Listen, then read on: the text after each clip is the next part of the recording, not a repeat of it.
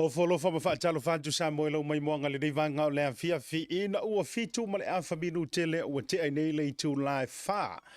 Ile amatalia i foi o le porokalabi o le Tautai A'e ma le mruia faiva o le tātou o tiru Tautai A'e ma le malo Tautai A'e ma le fia le anga le lei o le tātou ma teisiri le langi. E ora tau au na foi le nei asiata fa le manu le fo se mai lunga o beau manganungalu o le ea. Ia e tautua o e Samoa le nei aso wa fo ile fa so ngao ma le atu fola se lau fa fonga maua. Ia ile alanta le televisi fa sala lau le Blue TV. Ia me se por kalame te tuli mata ia fiafi o aso te tasi mai love la so fu se e pa ia les fraile. Lima so le vai aso Tautai A'e ma le manuia faivoro tanto budro. Ia ha talo fa mo folo fantu fa tuli matu foi. Ia ma le nganga fifia ma le nganga fa alo. Ia wa foi le nei aso sa mo lau mai monga ma fita i tunga o lo fia ngai mo se tanto budro. Ia wai le toi whaingo fia nei vai tau re soifuanga. O fea lava lea te utu vai ai. Ia po o Samoa po atunu ufo i fafo mai o Samoa. E lea ia se mea o koe maua ma se fie le mu. Atalo fala mo folo fantua i le nei vanga o lea fiafi. Ia mai le tātou au fisa au tu i Manukau nei o le fatu leo mantou au gilani saute. Ia i le tātou nei foi ofisa malo lale ona sa i malo le fatu toa. Ia malo le pale le nei aso i tiu te mawhaiva o fea au fo i mga luenga veanga iai lo tātou watuno. Ia po o Samoa, po o Aotearoa, Australia, Amerika, le atu Pasifika ma so o se tafor kelopi. Ia whaataro whatu asiata nei vanga o le viafi. Sa mawhai ngā ro tātou watuno. Ia tātou mori la palapa o malo i le anga le leo le tua. Sula le alofa ma le anga le leo le tātou mataisili le langi. Ia wana le se no le tua. Ia ele lopo o feo tātou iyo. Ta se ai le leifo i soifuanga ma le tātou sāvalinga. A o lona alofa ia e tu mau e le li liu e whaavavau e pio upo le pese. O le mea la lea, ia tātou velo le aso mua i le tua sula lona anga lei. Ia ai whaatili foi mo lea e wale au whai ngā ruenga stofi e le tua. So o se whatawhaita ulanga lava o lo e maua mai ma sira mai ai. Ia isi au ata atatu le nei vanga o le fiafi. Ma lo lava le whaatoa le lilo mai ava. Feo yo le tala le lei. Ia mau tau whare tua. Wha malo atu te talo. Wha aftai ana pongi. Misa fore lau ngaina. Ia o le upua le tua. E lea whata whaita ulanga. Ma lea whata whaita ulanga. Se e bali tātou whaatalofa. Ta mama ti nā mātutua o le lau wao sina o le tātou uturu. Ia o tau le au tāpuai. Eo e to ia mori pipanga. Po le fala. Maula le ula wa Samoa. A wafo i tūpulanga ma le malosi o le aturu. Ia i whaiva mga luenga o lo pale fea ngai i le aso ma le aso. Ma lo lava le tāpuai. Ma lo fo i tatalo. Ia e le sa la upu mai ana mua fa mai o whaiva i tāpua ia. Ia e male manuia. Me la lea o te fia o te ufolofa ma ufa atalofa antuai. E umaonga o avatua lea i le aso soifua lea mo le aso whanau. O le se tasi o tina matua e fia le nei por kalame. O se lau ma le ongo kausanga. O ka fiolai. Ia ai tu fisili le roto ma le mafufau. O fia le ala anga ka ile. Le mano si o le a fiola ka vai. O le ale tu inga mano si la anga tai. Ia e ile taimi o te avatua. Ai wa mafua o na fia i lau fa soa ile nei ma le fa feloa. Ono le alofa o le tua. Asilia loa ma ausia le selau. Ia wai se ai nei vai tau o le soifuanga o na toe aulia se selau. Aulia la se selau kausanga. Ma eu le anga le leo le tua. Ai whawhetai e fo i ainga. O whanau i le lato fo i tausinga. Ioi, whawhetai tele le tausinga. Ia, awalanga e, o le atua e alofa mailunga. Ia au ka koe whakingo i le tino lau tausinga. A le leia langa kausinga yo ka ko matua afo ia e fa fo le valo la tu soifua. Me lea o fo lo fa ma fa talo fa tu. A fa yo e malanga mai ia o te rone. Ia. Kia ora. Haide mai si o manto tunu nei. Ia o Aotearoa i New Zealand a fa pe o lo taimi mua. Ia sila ko ape se me manga yo ngai ku mo.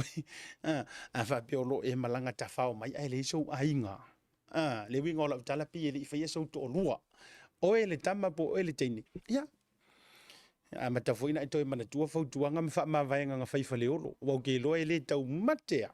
sa musu aku se silo kalinga ma fa peatu san a e ka uru ngi sila o soa ile me ma ile me aonga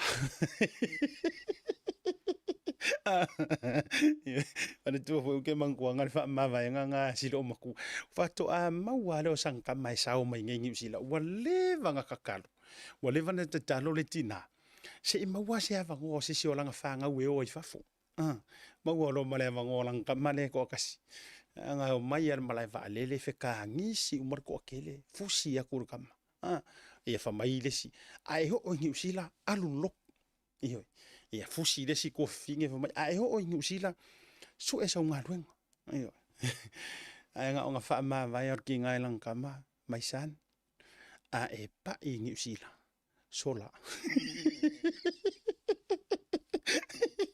mai sola ai manguia la sola o soa ise ke nge lo ai manguia ka ai ya o te ro le te mai mo mai o le nga e sau e sola ko zo le wa ke ya ko aka mai kilo lo to do mai ala fa mai lo ko do ya nga le o e ko nga ngai fa mai asiata wala nga ya le sola la ki vo le sola le la ki fua i tala i la tau na mua mai ngi usila i ngā po. E ese lo fia aka i whamakalanga ro makuam ko inga. Man tō whare vai tau fo i lea e pei whamai sa kausa i lia i ka kou leo overstay as mangai kanka whailonga langu i ngā vai tau. Ia i la tala anga no whaalongolongo i sole. Ia u whaalongo ale so sola ese maa inga ia maua e a o iare i a whai o esta mai tai. O iala uo ka mai maua e le pakar ngā kai mi marua so sola koila. Ai na whao ngā mai e lea tua nā vanoa. Le ala ua makua manguwi ai ngisi o ainga. Moni ala utalo tamana tua le amatanga prokalame le nei au matou lalo ile si matou officer. Sa au whakara ngoi ngai se ki ngā vai temi tonu wala whamana tui no le dawn raid. Le uo toi mantua. Ole whamatalanga le alo makua. Mai asiaka i kaimi ngā i o kaimi orkalavu. O ka vai akuanga ar fiu anga fongo foi le se me maua mele ngo fongo foi. Ia su elo mare pe uia. Ai fast forward mai la le sa wanga ki ngā 40 years ago plus. Le ngata e fale motu o ia fale motu le whana ua mangu ia o langa o kamiki. Ia e tei whape i tala tusi voi lea. Kama o Josefa lena whaatau e o na uso e kupito. Lena whaatau atu. Whamai ore mea na manatu le ti a polo o te mala iai. Ai sa wheli wa inga e lea tua e aveha mamangu ia. Ia me whenga ingi vai kau. E ili te mea hao ina sola esir ke nge mana kiki mana a inga sola esir ka me kiki. Ia wa makua lau vavale o erka maa. Iyo wa e whero rua i solo ma pake la popo ai lau ka avale. E kausu e ika maiki maa. Ona fo i ono tantou ma fau wha apea. Ua leus kakai. Ai sa whao ngā e lea tua. O hawa ngua whapenga. Ai wheri wa inga. E avea mamanuia. Ia uma e lola ia lea. Ua tupu si ala whanau. Ua whaai poipo. Ua whai ngā ruenga. Ua malosi. Ua toe ifo ai le fui niu le la balapa. Me lea. Whatalo wha folo whantuai. Toa tele o tātou runga program. A whe mai roa mara o whaakalo whana i le ano anoa i ma le toa tele. O wō ma paanga mamae. A le Blue TV a me se fo o le nei program o le Tautai A'e. Mare manuia. I le nei vanga le fiafi ma lo le ono sai. Ia ukango nge i whaita watu le ua savali atu i le lua afe o tau a le whatua a mata le tātou porkalame. O ke fiu e whaikau ma mamori atu alo whaangalono winga e uma atoa ia le si kula. A o le ano i ona i tātou whapitoa. Le ngata ilea, ona i tātou tala oto mai si o tātou. Wajuru e wharkako malo. E le tātou keste join mai lungo le tātou Zoom le nei. Join mai si o tātou wajuru i Samoa. Ai whaatalo whatuai e ao no utango e tāo whai ma whape atu. O tau uma o woma paanga mamai ale Blue TV. O loo whaaipa mai Samoa mamai mua mai si o tātou wajuru. O polu sa vai mangongo ma polima. Whaatalo whantu asiata le nei vanga le fiafi. Alo whatele mo o tau share le tātou porklame. O tau uma o Samoa o loo papa au i Ausitalia i so o se stete o Ausitalia. Alo whantu asiata ma le Tautai A'e le nei vanga le fiafi mo o tau. Fea lava le stete o lo e au mawai ma e sa ili malo ai ma lo le pale ma lo le sa ili malo. Whatalo fai Amerika i stete umo Amerika. Mana tua le tātou porkalame, o le klopo. To tele i lantou o le tātou community Samoa le masanona mātou tala noa i Israel. So ngai a Vincent Smith, ia mre tofu i vaenga. Fa malo atu le nei fa vea wa te loa. A tale fa kako o la ua tale lima i le tae au Israel. Pai pengi fiki ngai roka fai porkalame ia so umazo umaka ke loa le leia ia le taimi. A o tou a le pito nuu ma le pito nuu ai me se fu tafa te tele le lalangi. Wa o le fu ua te ale fa ia mātou o le ua te ale valu i Amerika. Nisio state America pe California me to tele o to. Yeah, good evening la ya auto e le nei vanga fo o le fiafi. Yeah, ai tatou tele yo tu nisio tatou fa apitoa o te fia fa aftaia na tatou company long sua. O Samaria ngalele. Yeah, o la tau nei a fu ayona ma fa ayona fa au proclame male tua. Fa aftetele le tatou wa Tasi Market. Yeah, me se fo o le to o nanga so ngal fa fia ngai Reverend Tole 4. Ya ma fritua ya Helen fa aftetele lang so ino le tatou proclame. Pulenga SMI fa talo fa ile sunga ya Chotlopa ma le latou fo au fenga wenga ma le fritua. Ya me se fo au fenga wenga malu nei ni usila ma tua. O leo wa tatala le tatou la tele le SMI. O ile wale vanga e si la fia ma o i ma fa fonga ma e ka ua SMI e tele o mala ma le fa u minga le SMI. Tasi le au o nanga e sili ona o mi mitai la ngai loa i mātou sala fai. O le sala fai metal industry. Ia, whaaftai atula. O lea lau wa mawhainga e whaia whaakau i ngei. Piki Samoa. Yes, e umono tu ina tule ilungo le tātou screen. Ia tātou whaalau iloa. Ai o le whaaftai whaamawina le nefiafi. Ia ono o nei fo ita mali ia me se fo na la tau tua i tātou watunu. Lea lau wa whaalau kele mai a kungu i whafo. Mana tua. Whaingofia na place lau ora i nei ni usila. So o se vahenga lava. Ioe. Ngā tūlanga e whaale le iai lo mauta ra fausi e ino mauta o me o malawe tsono lu tātou watunu. Ia e mawhai ona e whai nei. Ia e piki tātou ainga i Samoa i poru po ona mo tele sila whai. Nga te leo le Digicel Pacifica whaftai tele pulenga. Awane i ngalo tātou whaapitoa o loo wha wapea. Ia e ala e tātou top-ups. Now, mo au tau le ko ke visiri so o maipa o whawhenga whaile top-up mo Samoa. So o se dairy, so o se pamukesi ko kongo ngi usila. Na o lo watu wa e whai ai. E fia top-up Digicel. O na wha taule o lau top-up o le ngu mela lavaranga e ke kango e sendi Samoa wha o ngalo e Samoa i le teimi lavanena. E rangata i leo le Sanita Hotel whaafteitele ia i le pūlenga fo ia le Sanita ia le whionga e leo pepe tai tole e fōa me siono wharitua ia me se fo i o le tautua ina e ala i le anganu utali malo i te tonu o le tātou tino. Ia, o le Pacific 40 ma le talo fa voucher, ia rangata fo i lea o le ColourShop se matawhele, whaafteitele mo le tautua ina, me se fo le langolong sua le tātou poruklame. Tātou atu manolonga, a fo i mai. Wha leo tātou asoifua ma aso whanau manisi o olofaanga. Ia ma tātou whaanga solo i loa, ina inisi o update, e tu sai o le poruklame ne vanga le whiwhi. Talofa lava, Tasi Market is here at the Maire Town Centre.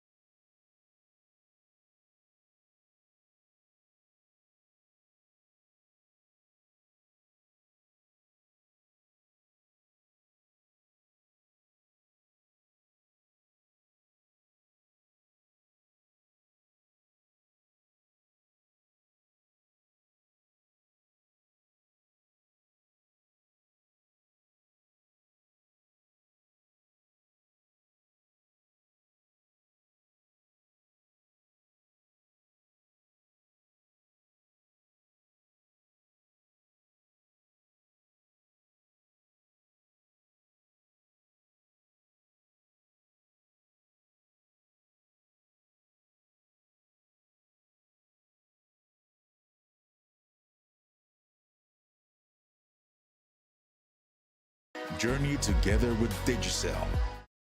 Whaongale tautua le PacificEzy le masino February ma mawailo vanoa te manu malo ai whailonga tupe tai lua se lau ta lau sautia mo ana paanga. E se fulu whailonga mo tātou New Zealand nei, ai se fulu whailonga mo Samoa. Mai se ina le nei whapitoa le so tofi lua se fulu maraivo February. Awa ne ngalon download le PacificEzy app I lau telefoni whape ai, ma la fwai o tupe whamomoli I le nao le lima ta la le totongi. Olo awa no fwai le direct transfer te posi Samoa I lau se leni le tātou account, ma whaatino la fwai no au se leni whaonga ai le telefoni, ai inga whapitoa. Asiasi mai loi o tātou ofise tolu o tara o tāhuhu po mangele. Pevala au I le o barsalau o tasi onono. Po telefoni masandi o le lua fituono fituiva fitufā. Ma le lua fituono fituiva vadufā. Ma fesili mo se la lae lata la tātou mo oe. PacificEzy o la paanga mo tupe whamo modi Samoa.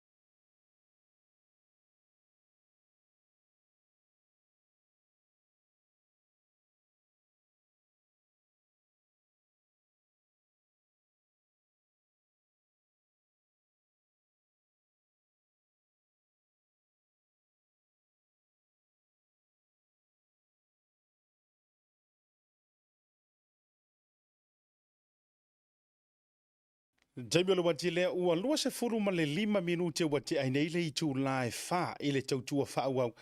Ia ala Blue TV me se fo le porkalame o le Tautai A'e ma le manuia favor tantu watiru I le nei vanga o le fiafi. O le upumoni o le mantuantele o le tantou e makaukia le kele o le kako gai amoso oi. Ia mavaenga o lo te tupu e haru kako komeso sole. O le matua kele o le kato information le pasi mai le totele. So le e o ari e o tusi mai o I leo ma le matanga ruenga o leo lo ia ile silda leo ma le la tu stamp. O le ua matua mapu e ilunga le tele ma le no pa we will come to that. Kauke o ma ia ile tatou whaasoa o le proclame le nevanga le fiafio tu manatu. Se I whaate a mua tuane e tatou walo whaanga ia. O ngā ia malo whaanga foi o whaamurianga o asa soifua maso whanau. Ia o nei I la tauia. Lea na whao o mai atau. Le asore nei mai lava le tae au se ia o le taimi le nei ua watu wai le tātou. A whapela koe ka kope mengi au mea kai mingi au o marie ia ua too late. O le whamurianga o le asa soifua o le tina ia po o le fionga I le fuatino beauty ching le soa. Whamuria le tua, whaaftaifo I le tua, ona o tausanga I tele waulia lo se lau ma le ono tausanga. Ioi, ia mo ngalofa mai nai o walo, ia whanau foi ainga mai na tupunga mai le neitina. Mai le fio anga no fo alii. Whaamanu bia tele le tua I le atuanga o lo se lau ma le ono tausanga. Ia o whaamurianga le nai whaupopo atua I whaamurianga asiata ma le Tautai A'e whaafitai tele. Ma ua tala e ese lou fia. E te mai mua mai. Ia I le nei fo I proklame ma le tautua vai. Whaafikai kele. O outou ia fua ono ta fia e tautua le tenu. Manu lau tele e maise ana I o tātou mātua. Alofa tele atua asiata ia te oritina. manuia le celebrations o low birthday se lau ma le ona tusanga le mau le stonai ia maua pe o le fiafia faafetai faapito foʻi aiga ma fanau mo le tausiga o le sili o mea uma ave le faamua i le atua ua ia faia mea silisili ma le matautia e ofo ai le loto ia manuia lou asoifua lou feoga le fotino beauty ia i lenei foʻi vaega o le afiafi luga le pokalame le tautiai o le sifamanuiaga o le atoaga o le fasefulu ma le lua tausaga o le tinā ia faletui ia faletui seu manutafa brown ia mai le afioaga o sa taua the one and only beautiful village in the whole of Samoa. Ia paro fionga seu kakia faafeteitele i le atua i tausaga i tele ia ua foʻi le soifua ia o le tuafine ia lea ua fai o naulia mai le fasefulu ma le lua tausaga i o e talu ona faamanuia le atua ma foaʻi tausaga i lou soifua faamanuiaga alofaaga ia mai lau mana mea ia e mai se foʻi ia o le fanau ma i latou oe pele malolofa ia te oe faamanuia atu ai ma asiata ma le proklame ia le Tautai A'e i lou asosoifua faamanuia le atua o le isi tatou faamanuiaga o le 30 tausaga o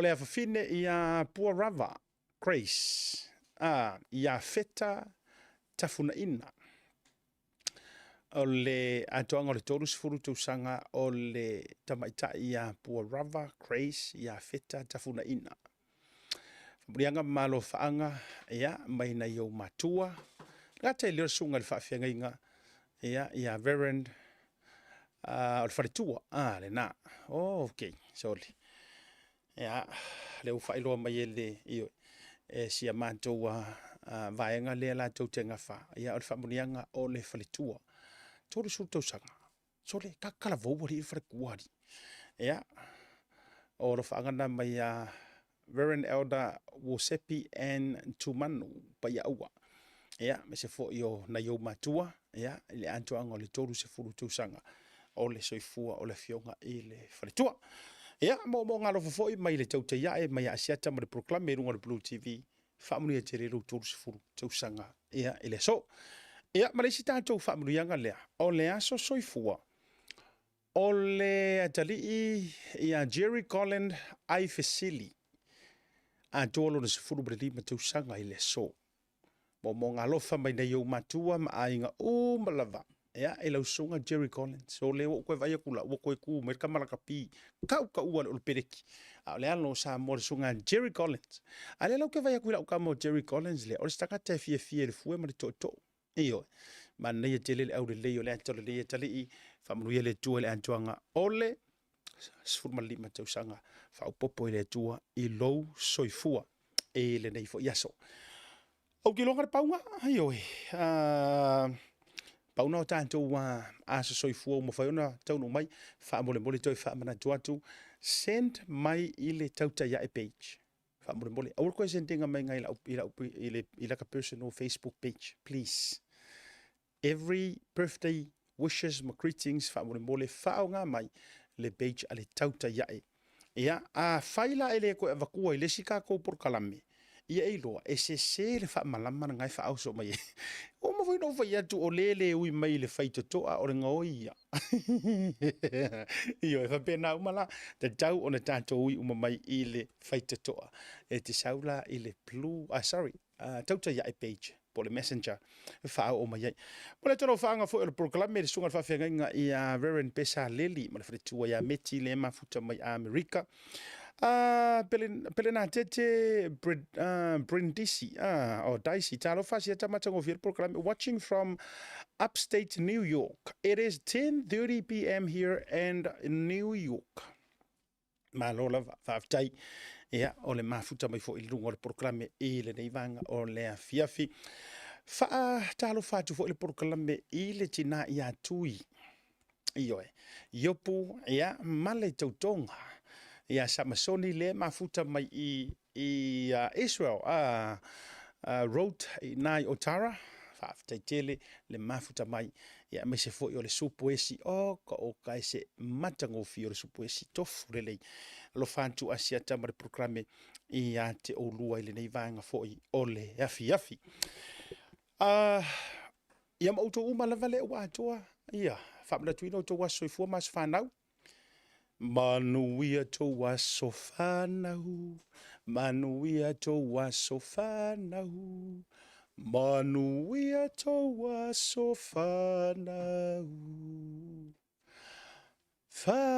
manuia le atua maingi whamongianga kekele se lua ia ua ulia le aso soifua ele ngata le tina matua le fionga e fuatino lona se lau ma le ono tausanga ia ai whape fo ila tau malava ile whalua tausanga ile tolu se fulu tausanga ma le se fulu ma le lima tausanga hip hip hey hip hip hey iyo ia le nala atalo fatuai mo folo fatuai ile nei vanga le fia me se foi se vanga le va me pitor usa tpaitea iyo ia le siutina ia mele falongo ia me se foi ia tamai mapusua ia ma le tau foi fale santo paitea ngata foi le tau tuom le unanga ale tau sala matiu iyo ma le tau foi le unanga le te mawai foi ia so o lava se o loa le motuteli se la fai mai ai o loa e haia mo faafiafianga mo faamoemoe o maliu pusa ai se toso te kele foi ngai te maua umai na le tautua ma le unanga le na Lucas Yaso malo le tautua atu no lau to fare vai malai ma futa atu i Campbelltown Sydney au se talia malo lava le ono sai malo le faatotoa i le nei vanga o le afi fatata mati le lua ma le tausi a teisisi ma le totele o tou lungo le proclame malo lava le ono sai malo le faatotoa kako me mai i vaenga ne nisi o tatou news ma tala o toto da loa le lima ia ona ia ile o le tatou malo faalolongia e sum pe join mai fo ilungo le sum mai tonu o tatou tu i Samoa ni se lo mafuta mai ko se matu mruvao Liverpool lo mai mo mai ai lungo le tatou YouTube channel hopefully le mafuta mai fo ngata ile ia o so le vai o le fa mafuka mai bang bang ali ese no fia kai ngo iskangaka o bulletproof o bang bang Sa fasala la way siya ka mga may samo and my back is bang bang malo la malo sa Fatima Randy Kimoto ia me se foi feeling to Masevi malo la ma mai Tania Asiata leala i auloto watching from Utah malo lava le soifo munu Tagaloa sala tan matasi ia ngata foi leo sieni mar tou mafutanga fa aftetele le mafuta mai ilunga o le proclame ale Tautai A'e wakalua au mua from Melbourne Victoria wakalua nga saula ka male weng ngafi ni do ele visi manga me ia le mai wa ia nga Tato wantu na inisio tato tala oto mai te tonu o si o tato tunu i Samoa. Now, ole si tala la walunga mai te tonu o si o tato tunu ole tala i le fonga fitalai ia me se fora mata upu male fioga le fai pule o se sa nganga mua lo au le fionga ia lo au kene te sio mara tuo fo itasi le nei mata upu ia ele to na male la ina sa si le fia umele tunu tonu fo tau mangol pale mene ini masina mutuna yatu lesa fatu inai se la fo matulanga fa pena ona ole le au wai ole fionga ile ri fai pule mo aso fono e lima e au no mas fa noi ai inga la o tu la fono tu mau ia e ka kauanga ye se fa ngoi pe amisi ai pe taila ia ele e fa tau no ina le vaenga mai sa te ina ele fionga le fai pule le fionga ia ele to tau fanua lo au kenete sio ia le vaenga mai e antangia mai e ono o fo i le tula fono e ma e ule ngei kausanga se fa ia tura utala le e ma e ule nei tausanga e pe e fallinga mai so le ua matua le fa malieina tulo ulafa se fa ia tula o fa so le e akangia mai lo tau sila mai walanga o le tulanga le ta o to mai tu la fono tu mau ma tu la fono le parliament o se e le fongo pe le faia se whaangoi ma tūlanga whapena e iai le malo si anga o le fonga vitalai. E whaau iai tua. Sa iai le mea whapena tupu i pae inga o tuana iatu. Sa iai le whaipule sa wha malo lo ma toi whaau i tua lona no foa. Wha se e langa whainga paloka. Onga o le solia o tūla fono whapenei. Ai ma e ula le kūlanga ua iai sia ka ko wā mio le ngei vaikau. E atangia mai. E peo mea o malava ua whaiaku i le fongo. Ua le malie ai ngi finga ngalo ua le utu malie. O kou kau mau mai. E fōlinga mai o mea o malava. Ma whai unga o lo tau ma whai ai le fionga i le fonga whetalai o le mauta. Ma au tasi ai le pale mengi o le mauka. Tole, ua whakalonga i vai le ave kalu i le whamasingunga. Pe ua whaataalonga i vai le ave o nei mata upu e talui i le whamasinonga. Now, o le whesilingu mera kasi, ai se anga le whai ai a mea i laso. Ai se anga le mawhai ai o na whaia nei mea i laso. E lua kali le kukupu mai lo mawhauwhau. A turu whaafonga maua le aturu. Ai se ana le mawhai ai peisa se a o nga le o ngi mingi skapo ngi whaipule. E lui nei whai unga e whaia kua le pāle menge ngā vaikau. Ai se awa e se ai ngā vaikau ma ngei vaikau. Kuloua. E mafua i se a. E lua vae ngai te ilo i sau tali ma sau fina ngalo me whaifua na e whaasoa mai ala i sau kōmeni. A o le lua lea e kaulalaka mai lo ka mawhauwhau. Mua. E akangia mai pei ele i malama kele ka ngaka. Tunou.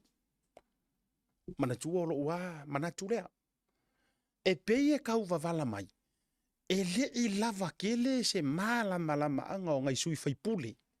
Po o mangingo ai kula fungo ku mormoka. Nao, ia tia uia. E kui kiki a ukau le mangaku o se pinge whaavaea le manatu lea. Ai wha leo pea. Ona o lea le tu. E yeilo utari tonunga. E kakauha malama uma whaipule. E a oa oina fo i yala o tula fono tu mauma tula fono le pale mene. O le vaenga mua la ngai ka wera mawhauwhau. O le vaenga ronga lua. E peye wavala mai. E yeise malo si anga. O loo wha malu mai kua o ngā mea i ngā vai kaimi. Yes. Ma e eiro utari tonunga. O le mafua anga mau sa li lava lea. Sa wha fefe i ka ngaka. E ave mea i e whamasingonga. Yes. O te taritonu o le mafua anga ma losi lea. Sa fefe umai ka ngaka. Kulo wena aise i ka ngaka. O whaipule. Sa wha fefe. E pe e fōringa mai e yeise tangata e le ngaka o longa lima o loo umaur pāre mengi. A yei malisi o ngā lima o la fo e whalalau umai o i se si vaenga o whamasingonga.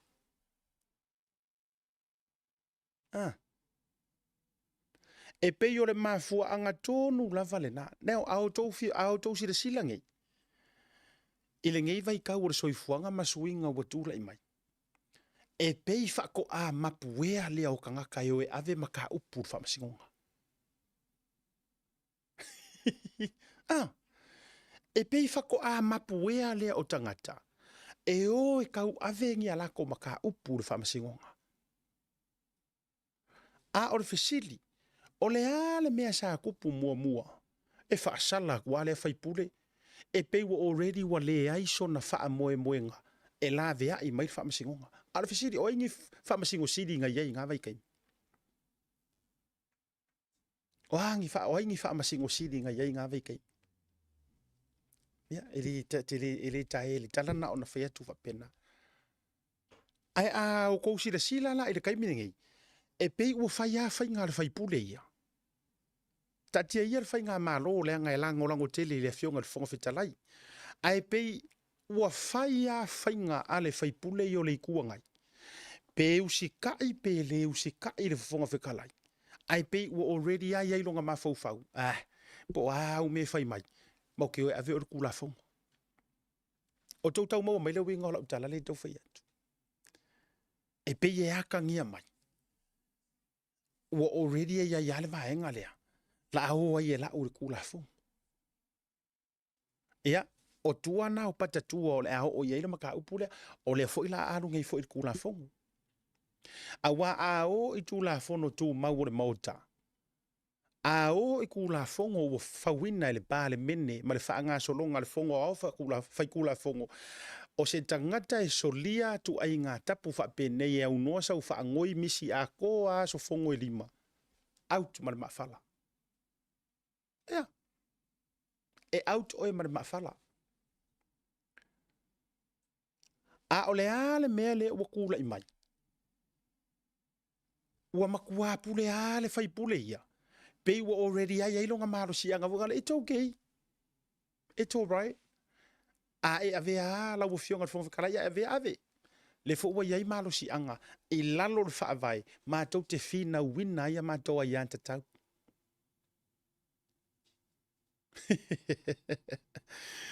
E maka ukia le tūlanga ua tūla i mai. O le winga le nā. Matua mata utia le tūlanga ua tūla i mai. E pei ua tau tau māmaina malo si anga o le fionga le fonga fitalai o le mota. Ioi. E pei ua matua tau māmaina lava. Malu ina. Matofo ina. E suia faipule. Le malo si anga o le fono au faitula fono. Ai mese foi. O malo si anga e mawhaiona umia. E le fionga le fonga fitalai. Tasila nā vaenga e matautia ai le tūlanga o lo atangia mai ai. Ia, i tu tonu o si o tātou tinu. Ai mese foi la, o le sina mata upu. O le tūlanga i a Samuelu, ma le tūla ia i le whaamasinonga i le so ua tolopo.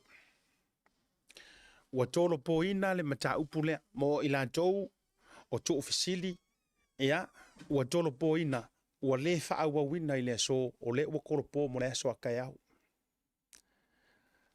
A e fisiri mai o le anona mafuanga, e mafua mai, ona ua le aingi whaamasingo a vangoa, o lo o uma i le fono a whaamasino, o lo o whai atu i Samoa.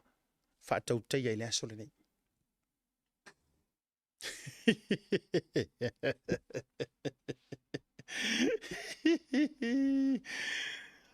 O ka e se malio nei mea. O le matua malie a o le tūlanga waiai. O whanotanga nei e le o ni mea e oso whaafua i a i se kālena e puk mai an nafi oso loange. Tailo iai pe whape ngā mea na malo. A o lo uvai vainga. O mea nei e puku mai masinga, even years. A o fisiri la i le mafaufau. Nga sila fia le ia. E leo. Le aso lea e whaapalasi iai. Nga sila fia le ia. E whaapalasi kongua i le aso e whaiele fongo, which means e koe kolo ai fo.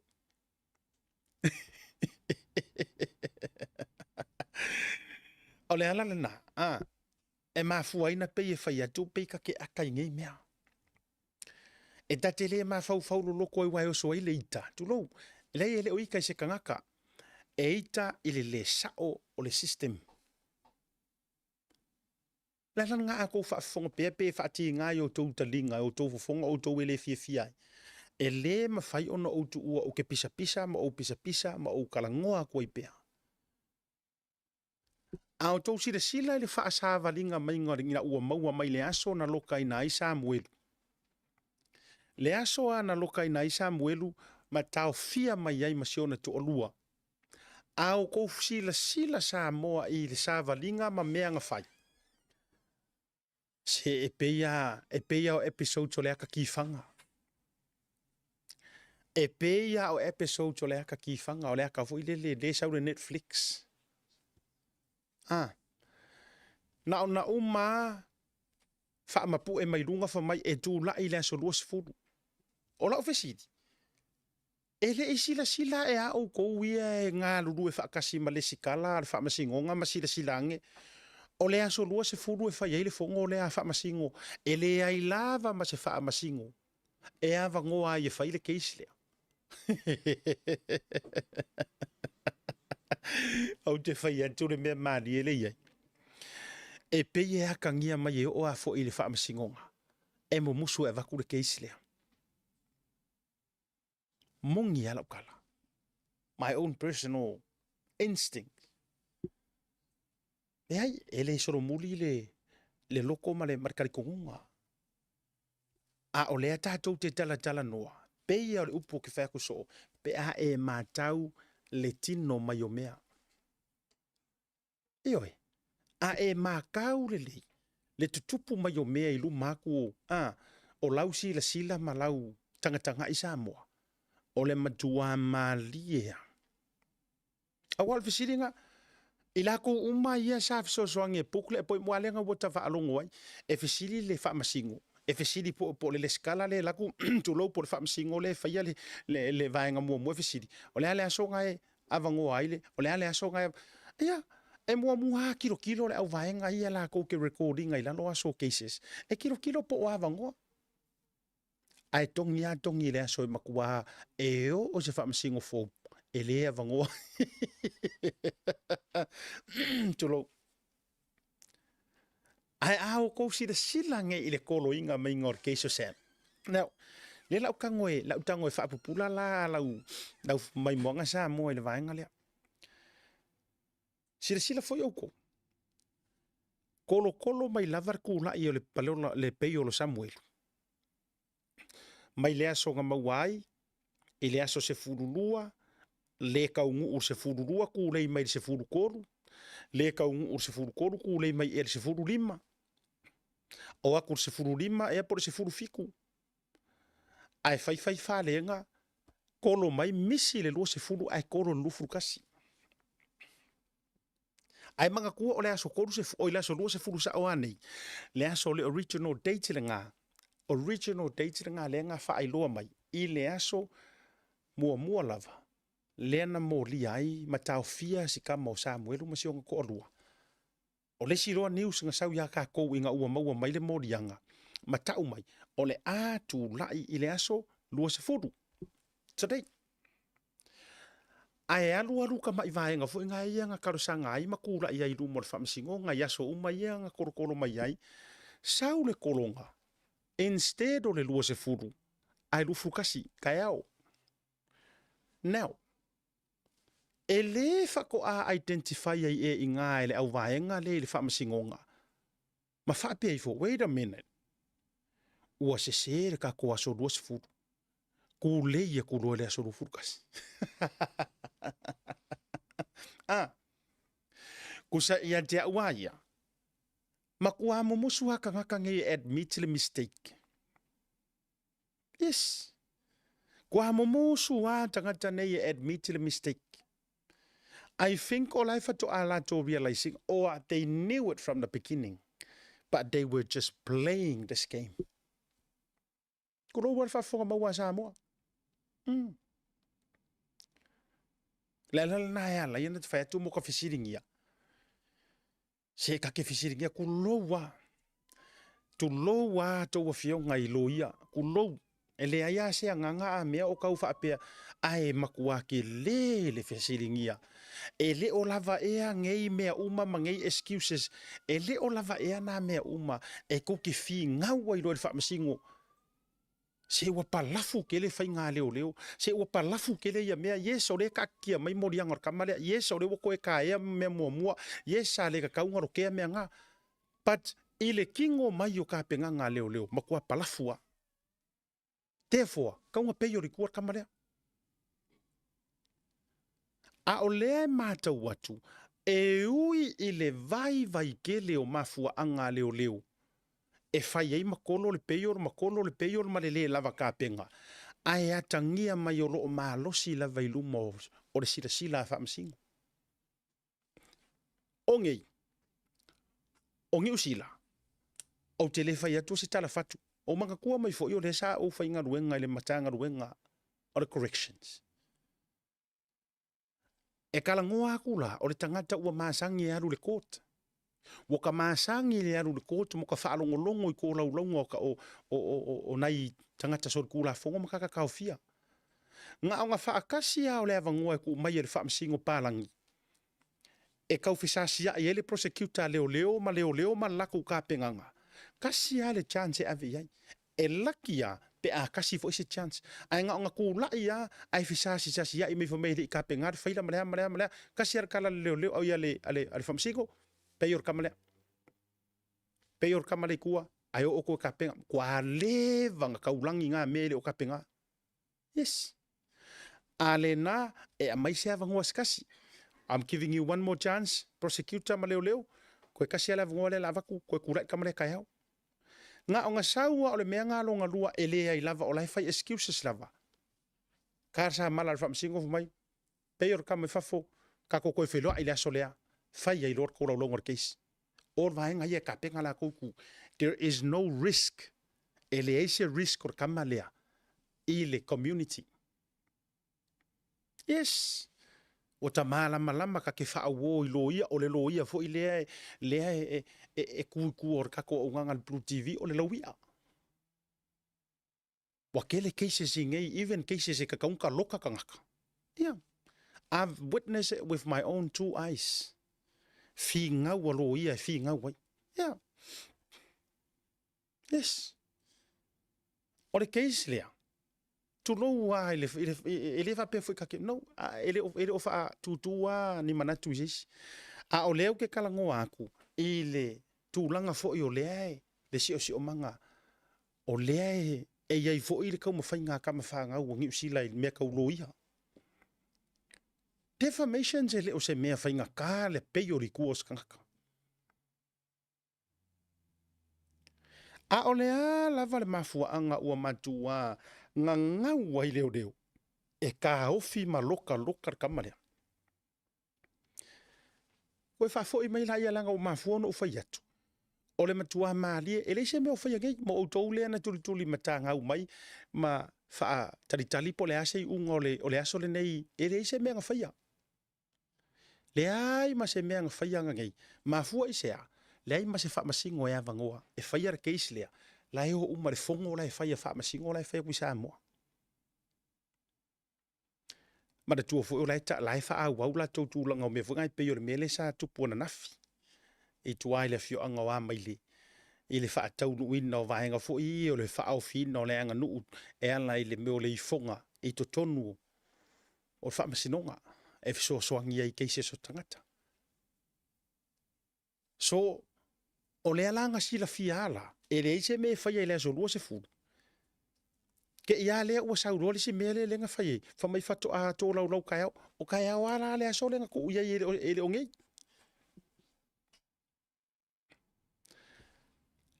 o le winga le na le na fai atu la tala fa malu fo ia ko fio ngai fa masingo mo kurang fa penga e feo lolo a ukala I fai a fai te ele urunga ia to vasenga o fa masinonga tu lolo fio nga mingi ska fa masinonga a fai tau te to ta mai ia uta mai tala e ma fai onga ukango e mai video ie karangoa ko ikuila epa ma matua ta uma wala loinga ia ko o nganga se compare la po fier e ke fu ko te wo to fa pe mai o la u kam fai le wari ie fa le anga le ia se o kam fai fa le anga kanga ru ai a fai te ele urunga ma to ta mai e feo lolo kala ia mau kwhai kua, I kala e sai, I kala nganga, ioi, ta telefia vatua.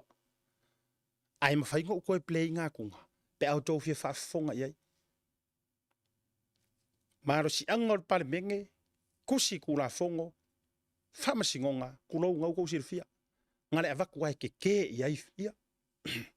Leu te toi whangwhangu ako mo koe whamangaku au, ke wei si whamasingo ke au ai le fia mai fua. Whapea mai, le ai. Dai feo lolo a mako kala o le miri. E feo lolo a matou tala.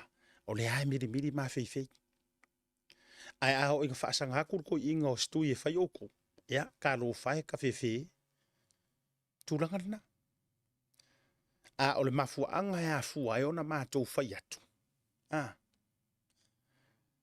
Le anga o le makua mali e o ia mea. O le winga ngā lea lai ona whai atu ra ofisili. Makua le kaulia I le kousira sila ke islea. Tolo fa fonga mawala turu. Ia. Kua ese a fo ile fa ka milongo ngai mea. Aioi. Tasi le vaenga i lau whaafonga maua Samoa. E nei e tātou o totonga. O lisi vaenga. Ia, mo ila taura le sa whaafisiri mai. Ia or kali aku lale ngā. I le tūlanga o le keisar sunga ia Samuelu.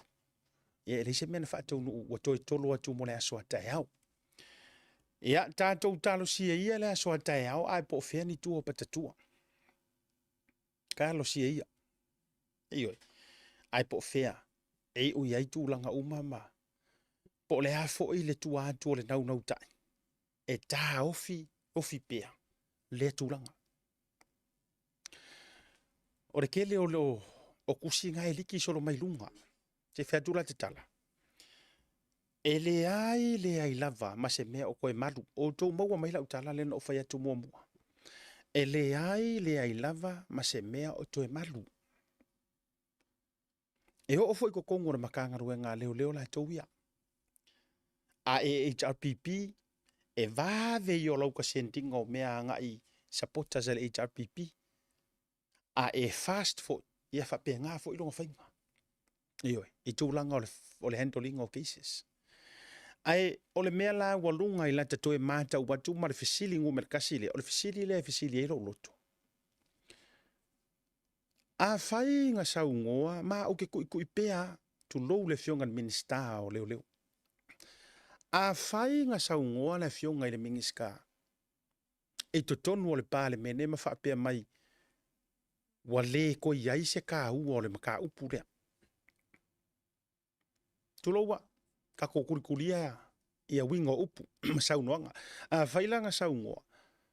Whapea mai wale o to iai se, e le wha maungia, o a uma tūlanga na iai. O le ala le mele wale inga koe mōria, tulou, le whaipule. O le ala le mele o mōria i le whaipule. O le ala pe ia kangia mai. E manga nga o le awali ia nga su ea. Tu lou le makangaruenga o ke le o tae le makangaruenga a koa. E pe ia kangia mai. E manga nga o le awali ia la kou ke su ea le maka upulea. E sefe mai ia kulou kako oi upu sao. E manga nga o e sefe mai le whaipule a whalea kakolu. E ala i le whaalea o ngā inga o le mata upu ia tu au. E ngau le awali i e whaia su enga. E sefe le whaipule o whalea kakolu. E ala i le whaalea o ngā ina o le mori maua Samuelu. Ai pau le mele wala ko ka ngofi whao ngā. E la kou ke mga o e whao ngā le isi vaenga o le mori maua Samuelu. O wheangi mea i lano le lāre ngei. Kou ke whai mai e le kaulia le mori maua Samuelu. A le ala ua kou koe ka ngofi. Koe au vaku Samuelu. Whaale au ngā le pāti le whai mai ai ngala vea ia li mongi po or ka vale li mongi. Whaale au ngā le pāti le whai mai ai o pai mala whai e whakau aisa maula aisa. Whaale anga le pāti le whai mai ai ngā kau pule ma whakongu ia kurou ka ngaka vale inga la auli al mali e toa ma olo. Kilia ese le pāti na ngā e le kaudia. Ai o kou ka ngofi whao ngā o le pāti le wa avaku whapea mai. O si whaipule ia whai makasu a kulou. Ngā ruaku ia pai mala whai. O le a male a sa whaalafi nga ia i whea. Soli. O le pāta ngā o le mori mau e kasi. O vaenga ngā o le mori mau e kasi. Kasi a le mori mau lea. Au whea langi meila lo le lalingi. O le fisiri ngā le fisiri elo ta mawhau whau. Whaare tangata sue. Ioi, ka ilo fo ingi a kou sue nga pe kukusa maka sue nga mangi research. Ai le ai se mawhau makala e piko sili o nga kukusa male kuri vai i le akua e mailanga whaasingo manga i meia. O le fisili la ngā le fisili elo mawhau. Langa o leu ke whaiak. Waliki solo i kuare kele o le mau. E o ai charges ia nga ave ia. E lima, mori anga e lima ia nga ave. La ua, ioi. Walea lea solo i lungo lea. O la sau moli mau ia morianga na e lima le whaasanga nga il whaipule o salenga le fionga ia whipule i whaimata. E au fia ai le tau pule o le whaau fiufi. O ai la le moli mau le uko whao ngā inga. O ai le moli mau le ua tau whao ngā ina o le fisilingu mera kasinga ilo mafufau. O kou whao ngā inga le moli mau sem. O le fesili ngā luke whaku le ausu esue. Ku louru makanga ruenga a koa e le a fia matangi. A la o fesili a o kou le pe kou ke fia su esue. Le kou ke whaian maka upu lea. My question is, o le mori mau ai, lea la e moli ai ia. O le mori mau ai. O le mori mau a sa mueru po se mori mau a sesi. O le fesili. A whaapea la o le mori mau a sa mueru lea la a mori ai ngei whaipule mangisi a po ai ngisi le la folo kua kuo mea ngei. Longo winga ko kele whaonga sa mueru pe a mori mau anga i whaipule o whareaka. Ai ko ke whaonga sa mueru pe a mori mau anga i a la auli pe mori mau anga i a. O le fisiri ngā le fisiri lo mafu. O fea la sa mueru e whaonga e o kou, a o fea le si sa mueru e le whaonga.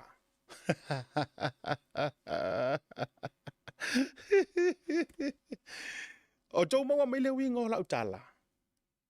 Leanga o leanga sa ungoa e o an makanga ruenga o leo e o ia leala i le pule makua pese mai ai e o i le au no life e ka whao mai i le a o karangoa mai ai mawhai mai e whaale au ngai ngalang o le paungka pala yes o lako informations lai liki mai kongon makanga ruenga o leo yes lai liki mai kongon makanga ruenga o leo le la fo ngai ala inga bi e matua ori ma fia mo mai fai mai kala ia lenga o lai kala ngoa makanga ruenga le odi e fai so suenga o le fisili la le lo ma fau a fai la o to discreditinga pe o makua cancel ele ka ulia le mo mau samuel ele ka kau fo ilanga ko fa nga se mo mau samuel pe afa pe ka uru ai ko fa sanga nga ia i fai pule le io ia la ulima le io le karka kingo o tau whafonga mai sa mo kou mai mo tau mātau ngai me e whai.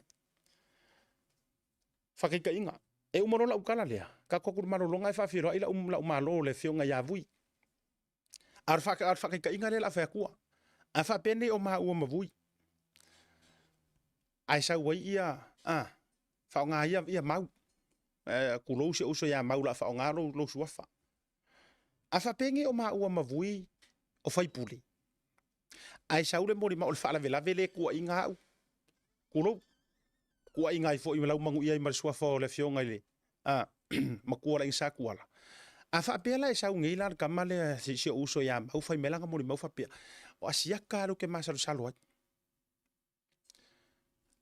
ai sau ai va ku leo fa pe mai leo ia ele ka ua le mori mau langa o mau e le ayo ele langa ainga ya asia ka ele ka ua mori mau ai alua o umanga fa sufi kulo ia mau pa o ke really fa penga mau pa it's an example ai alua o uma enga o ko ele leire mafukanga fa sanga e mau ko e faima mamori anga fa sanga ya vui ai uma enga fa pe mai maleo o lela o matu talia ina nei le mori mau le nei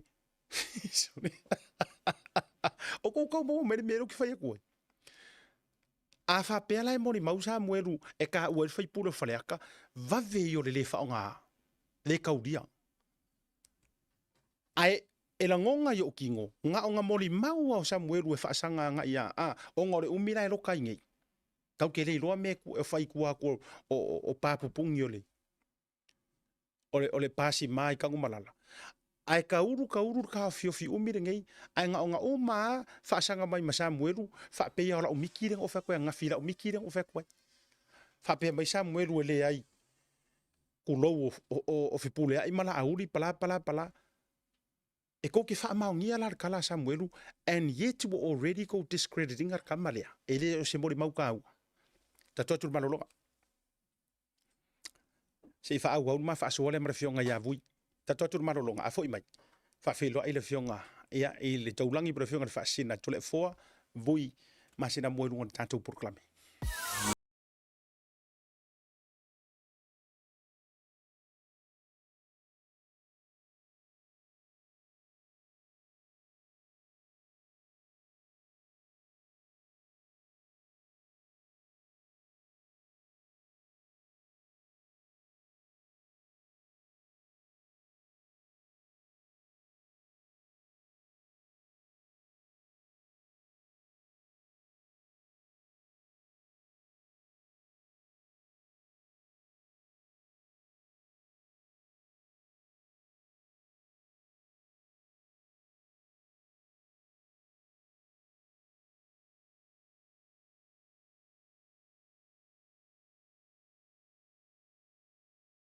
ColourShop in Matavele can brighten up every aspect of your life, from interior to exterior. You can change the look of any project you have, from auto to home, around the yard, and everywhere else. Bring color to life with our selection of the best paint. Come check us out, because we're more than just paint. We got bush knives and a whole lot more. We're the folks that will help you kick that drab right out. So come into the ColourShop in Matavele. Call us on 25577 or 21527. Drop an email to cs.creston@gmail.com.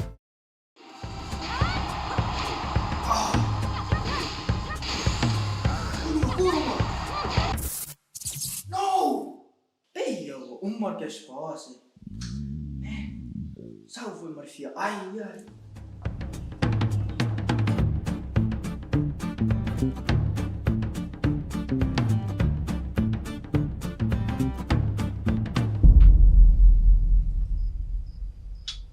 Ei, mas é minha. Ai, sim.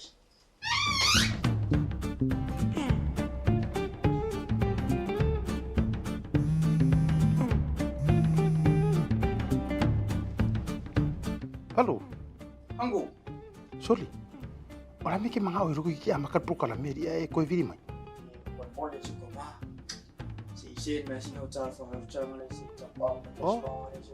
Ma pa wale or kai me ke ro hai ka umaya or ka manga or kai me va ko i top up por pau. Ala me o ke umar nga pau. Fe fe heri po ina ro ya pau. Ia, o mole. Fa o mi singa me se fa ka singa me ia o mole, o manga. E fa ro le mai o se o kari. Elingi me fa o va por me ro lo ko o va yung. Iyo, ale la top up ko la ki ro fai mai or me fai online e va ve ro fai. Le la ko pe ko munguli am kar po kala me. Ma alo ka u mai ka ko next to nga u fa pa wa uma ko mala ko maka mai. Fa o ngai la unga ngale al Pacific 40. Mal talo fa va. Wai lo. Ya boleh. Okay. Iya, lenga. Wai fa ro mai. Iya, fa la ya la ngale la fai ku so maka mai show de fai la ko fa la u lo. Ia ma fa la ke le fai ngole unga ngal Pacific 40 mala ku ka fa va. Six. Stay over. Le Pacific 40 iso se tafa o Samoa o whaawhaingofia i nei nisi o nanga i pei o whaataunga, pili o ka o ngā ruenga manisi lava o loa mo Samoa. Asiasi nei loa le lato website mo whaonga ina ai le taha lofa voucher.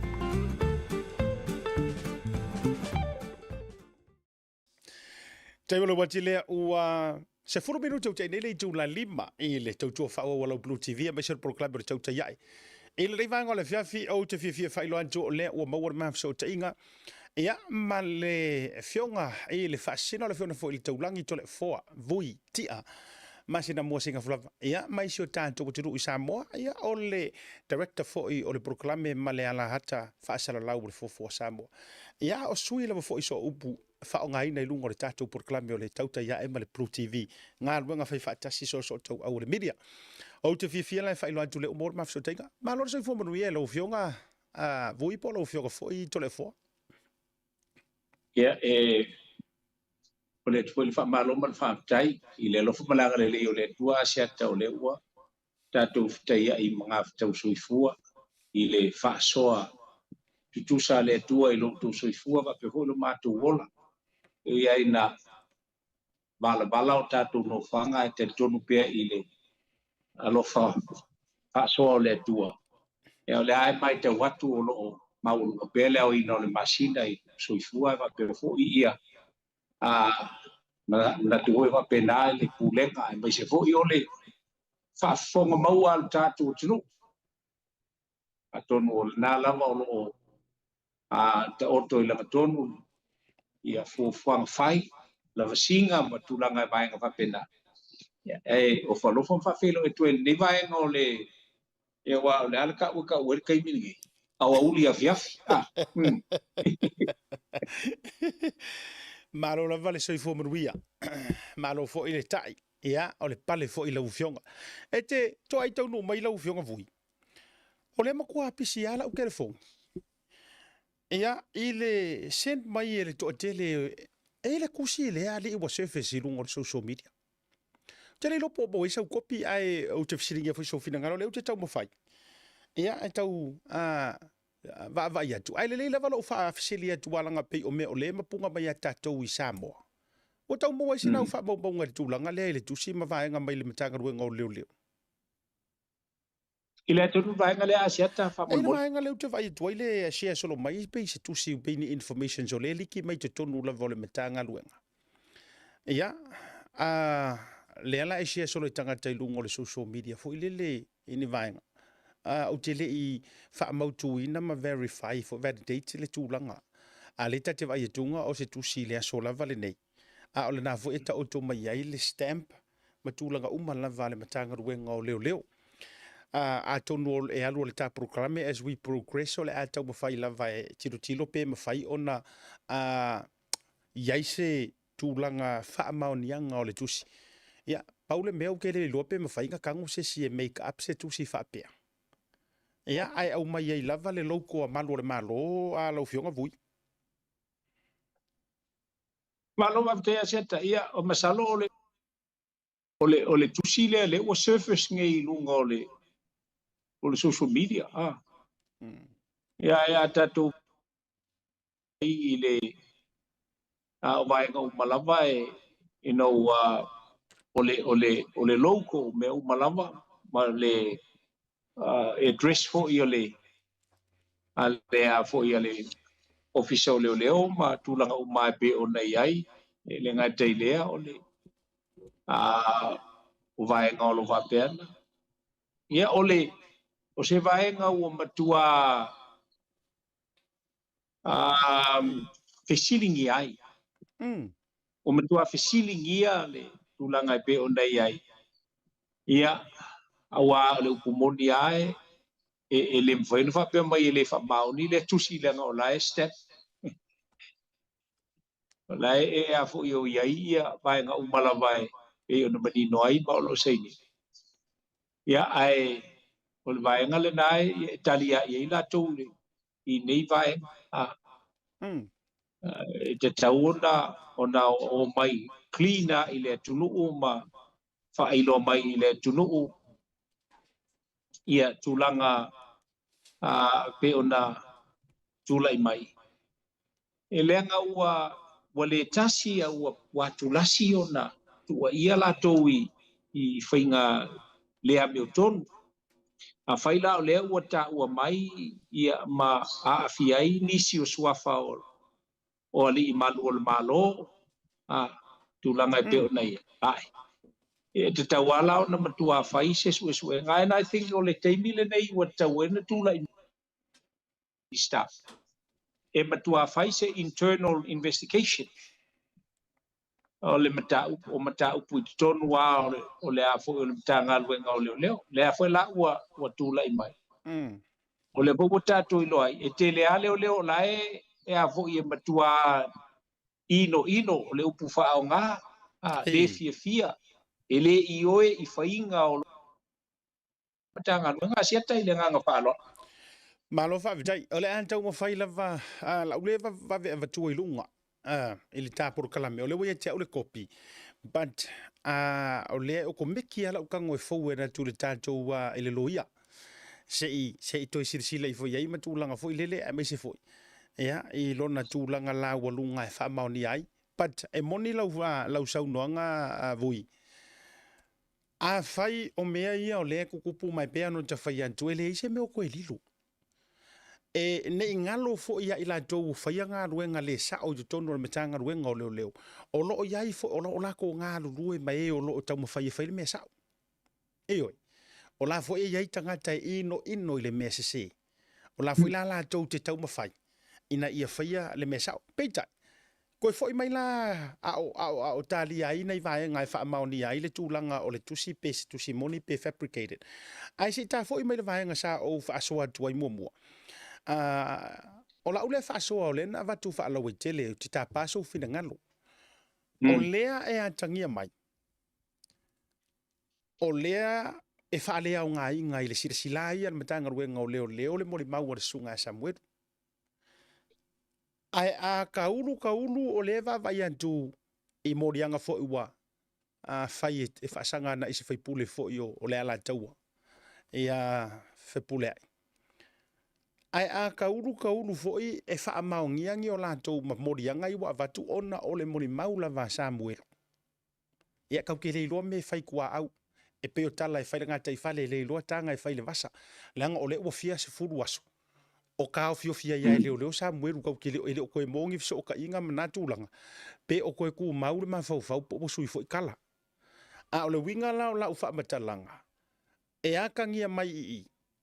A alu ai mori ai mangisi o whaipule a to ai male mingiska. Ai e fua lava i lungo se mori mau na whaia e Samuel. O le fesiri lo ma fau fau. O feo mori mau ia e whaonga. E le whaonga i pe a mori mau ia i le whaipule o whaleata tolu. Ai a mori mau lo e whaasanga i sui o whaipule o le whainga malo. Onga mongi rona. Ia la so whiranga. Ai, ole vaenga mundiale na asia tawai a tatu mai tau nei ai i le tūlanga ole. O vaenga ua tūla i mai. Ua matua papanu. Ua matua papanu wale tūlanga ua iei nei ia masalo mianga. Whaasanga i le mtanga aluenga. Nere se tala abane aile na. Wa folinga mai pa wala le tala e fai komisina mal matanga luenga leo. Prepare to build as many as you can. Ni potu e ave yele tunu. Because ole upumonia e le to e ngafanga faina ia le fina ngalo le tunu le ole a tau ayatu. E le to e mai le mfaifoi ona to e fealo fa ia upu le tunu. Ia ua voi nei ia ise tali tonu nga o le matanga luenga o leo fa pea. O iai le malo si anga e pei o meia na tutupu mai le teimi o le to ali ai ma fa le tonu le va tautai o le afo i o leo. E fa pea o la to ma fa una fa upenga ina. Ia fesilia nea pe fia le fa il matanga luenga. Ai fia le fa i o le tunu. O vaenga ia e ao na wha e tete ia le pulenga al matanga luenga. Mai o le upumoni ia o le teimi o te tauai o na tatia ese ia talitonunga lasa ia i le minsta. O le teimi o te tauai na tula i mai e mawhai o na ia fisiringi ai po le atonu rapa le mele o tupu le matanga luenga. Ia ma ua te tauai loa na whaia se afo i se su enga whaloto i whale. Ina ia manino mamala mai. Awa hoi nei manatu a seisi o le matanga luenga e la tu te whawhewheina le tunu i whamatauina le tunu. E leanga o le tunu e au le pule. O le tunu e whaisi i o na malo si atu wa ola i na alu e tasi ale tangata e mawhai o na tangi anga i fafo i se fesoa soani mai fafo pe afa pea e manatu le matanga luenga lato te faa upenga o na o tūlanga pe afa i e te te le tunu pe sabali le tunu e te te i a lato e wala ni ngalo e ono mawhai ona te talo le ia le tamaitai pale mia ia po le yonga fo ile amo malu o tatou malo ia ise malu si anga mai fafo e au mai e a fo ina ia fa peona ona tau fia ile malo si o le matanga luenga e pe o vaenga ia la ule tilo ia siata e wa ai na le manuia o le tūlanga o le manuia le anga a whai a sa manatu lātou o la e ma whai ono lātou tau mia me whapene ia leo sau fafo leo sau i fafo ma tani la lātou i le tunu i mei ia o le peona e whawhisili pe o whea tonu le ia o le vaenga la le nae a whai o se lātou fuafuanga o le fuafuanga ina ia whapeona o na ofo ia Sam I ofo ia sem ni a fo ni whaamanuianga ia po se vaenga ina ia mauaile freedom ai ina ia tu e moli mau whasanga i minister e wati le na sasila mi o tatou. Wale upumonia e tasi ale minister ai mai se ai le lauri le male toa e tasi ale minister po se isi o le whainga malo e ole ai mai se i le teitei fono le ainga o le whatutua. E sasi e lo i le matanga lue. Ia wailo lola ua le tue manofo le tunu. E leo se tala tau wha mata ule matanga lue ngā leanga o mea au na tutupu. Mai e au na te ua tūlei. Mai ilenga ngā wha lono se. Malo fa tai le vaenga wa e saunoa i ai lau fionga voi po lau fionga tole foa. Ole atu popo enga le na o lo i ai. Ole to te le o tangata. Po o ila tau o lo lango sua i le whainga malo. Now, e le wha peo fast uma. E ia ama tangata HRPP o la ua lango i le whainga malo. Not a party, but the government of the day. O la wala yeiro lantou no ta inga. O ka ngaka fo ia. La e mga o su ele mi o kongu. Yes. Hei tangata wo vai lantou ko meni. E fa iloa e mapu e maiano lantou fai mai e sia tau au te HRPP o te lanu moana. Ai talu wai. O le matou nau e su ele mi o kongu mosika mikiki sia. O le melea. Mana ia fo ilau tau fangu e mesia nisi o ilantou o lo tau fai. E se le fa mangu ye inga o lo loko i kanka fa pea. Iyo, whamuri ina i olo loto i tangata whapea.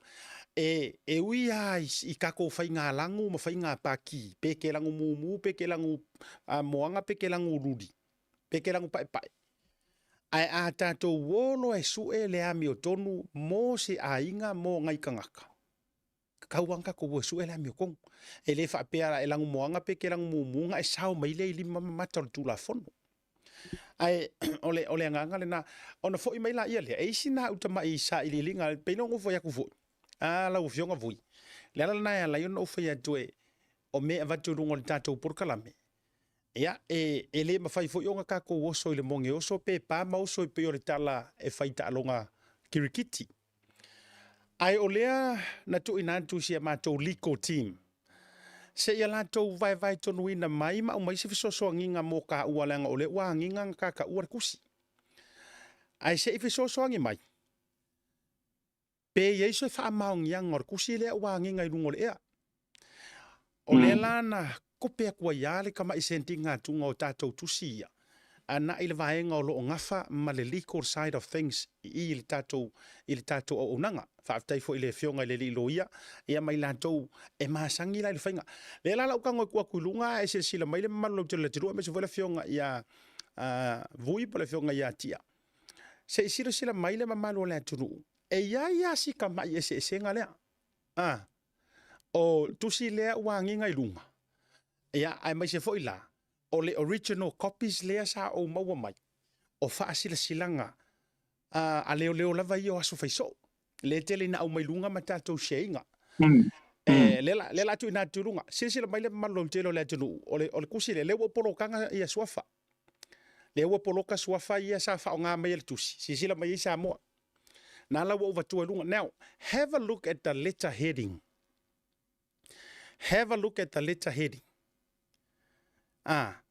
Koe sila mai se koe kua kusi lea e whaasau ngei kai mingai le kusi lea ua mai runga le taimile nei. Toi sila koe kui foi luma wha mole teik le ka kusi mua. Now, look at that. Or kusi lea ua makua kumu mai malau messenger te send mai tangata. Now, let's have a look at the original letter heading a leo le i kusi lea i lato press release. Koe kui foi lunga. O tautau maua mai le esenga. Now, mole sila mai moa na mamanu lau telo le tunu ulanga o por kalame fole nei. E tele nau ina i se mea ta se ina ile fa fonga maua le tunu. Ma fai onga ko ifo fa kasi kusi e lunga o le tatou screen. Ona tu ifo le fa tasi fa mole take mo se ting. E yailo o masa longa ile tusi lea. Lea e sefe sile kai miringei. E fesiringia fa maoninga.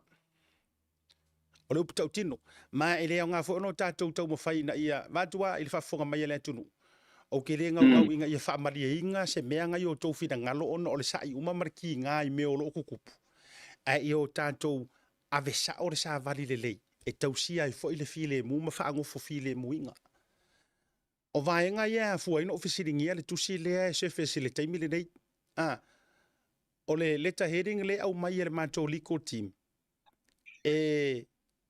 o le ale ngō le upu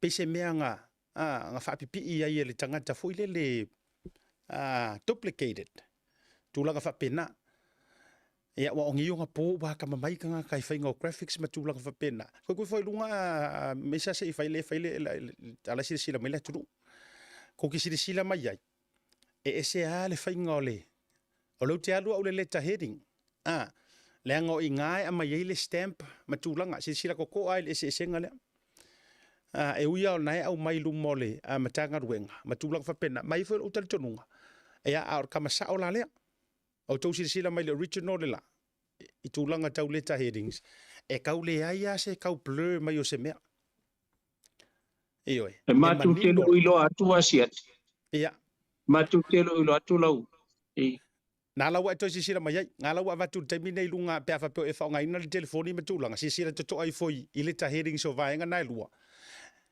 e atangia mai pe na to reduplicate le si letter heading ai original le si letter heading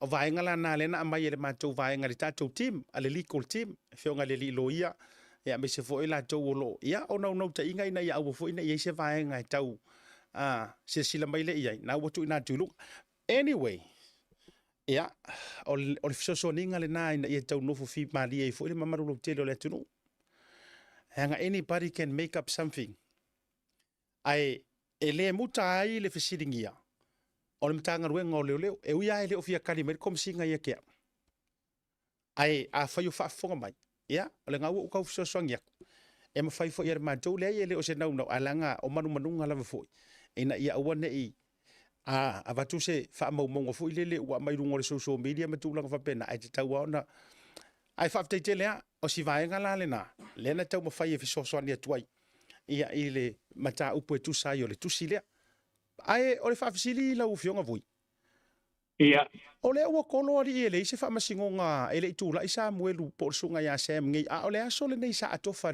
masingonga aso lua se furu e kula ia a o le o ile aso lua se furu ai ko sa le tala e kolo kai o le nga o le fa ile fongo e lo ngo winga ile i lo ai fa se fongo a o ngi foi fongo ngi mea o ne mea o so fa fu se i wa fu ai ona le se isira sila ila ko nga pukinga menga le va no mole futu la i o sa muelu ngi ale ala o toi tolo pofa mai anga o le faile fongo fa masingo i Samoa le e masesi available le faile tulanga o le aso le nei ala so finanga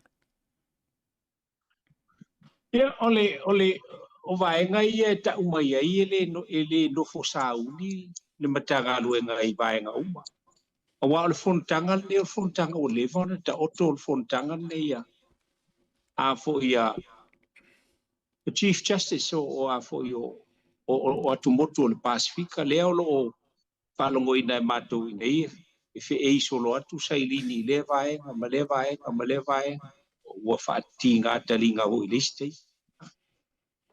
ia e whawhena la tō le sila fia ina le sheto lo le o le fontanga le nei ma le tele o le lato sao iai i le puipuinga o le fontanga le nei ai sa tawai o na toe au mai manino le angai i le compensating a lato le ia le atunu ua e mai se foi o le a foi o le sua tolo ia vaenga o wapena ai le o mai la lato e tutongi le taimi o lo ia ma lato umai o le ua se atu ona o lato fuafuanga le ona fatin me la le angai le o le lilifa lo lato tau file i le puipuinga o le matau kule nei Ia ua le tilo anga i le faatatiaina o latou mata ma le aso ma le taimi ma le taimi. O le mea lanā e mau. Ia o le fonutaga lenei ua leva na taoto mai isi fonutaga fuafuaina atumotu o le ia o le i last minute ai toe fesuiaʻi ia o lea ua umona. Ia tele ilola i ai pe na paau atu ia semia i le so i le tulaga pe ona ia o le tele a o le faaletonu la lea tulai mai. Ona o le tele o le tupe faaalu i mea le taunu. O le ua le faapea ao atu leo pe tagaluega o leo tasai o le avetuga o se. Ia a faila ua latou toe toloina ia tulaga lanā pe ona u talanoa atu a se tele gaga faaloa. Ia, ole lagona tonu lenā lou fioga vui. E fesili lo ka mafaufau pe ai seaga le iloa ai o fogokaga kekele gai o fogokaga i lē mafaiga misi kalega le faamasigoga. Ma e silafia uma ai au ai uma iai faamasino. Ia o lea la ele'i mo le tali atu i lau faafesili ele'i malaga atu iai se malaga o laega i silafia e latou e lē se faamasigoga e o'ogi ai. La ua toe tolopō mo le aso ataeao sa fesootaʻi atu foʻi i le susuga i le liʻilo ia. Ia o loo tau avameaina le faamoemoe. Ia ma faamaonia mai ai o lea ua tolo atu mo le aso ataeao. E tusa ai o le hearing o le pei o le sa tolopō mai ai. Ia ma tuu faatasi ai loa ma le mataupu le sa tuu e tolaulau le afiafi lenei. Tasi lana vaenga foʻi e lagona ai le faanoanoa i le faiga o vaenga ia. Ma e moni ai lau saunoaga. Nga o kupe alu ai ma mea alu ai.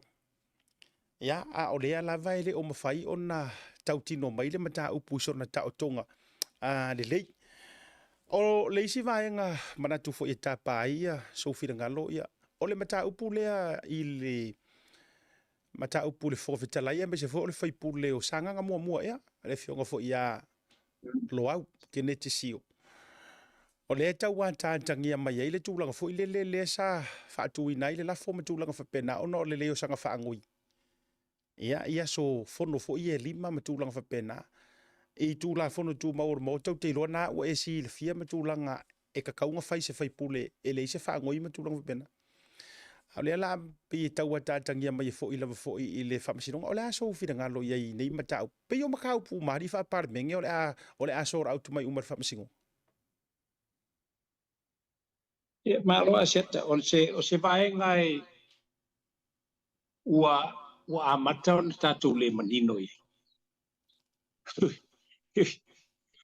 Ua amata ona tatou le manino ia i tulaga pe ona iai ua o le mea muamua ia na ala nei na toe tolo le palemene ma tuu atu i se taimi umi ona o vaenga ia o le aumaiga o faamaoniga o a foi o tuuaiga le sa fai le fioga le minista o galuega titeli.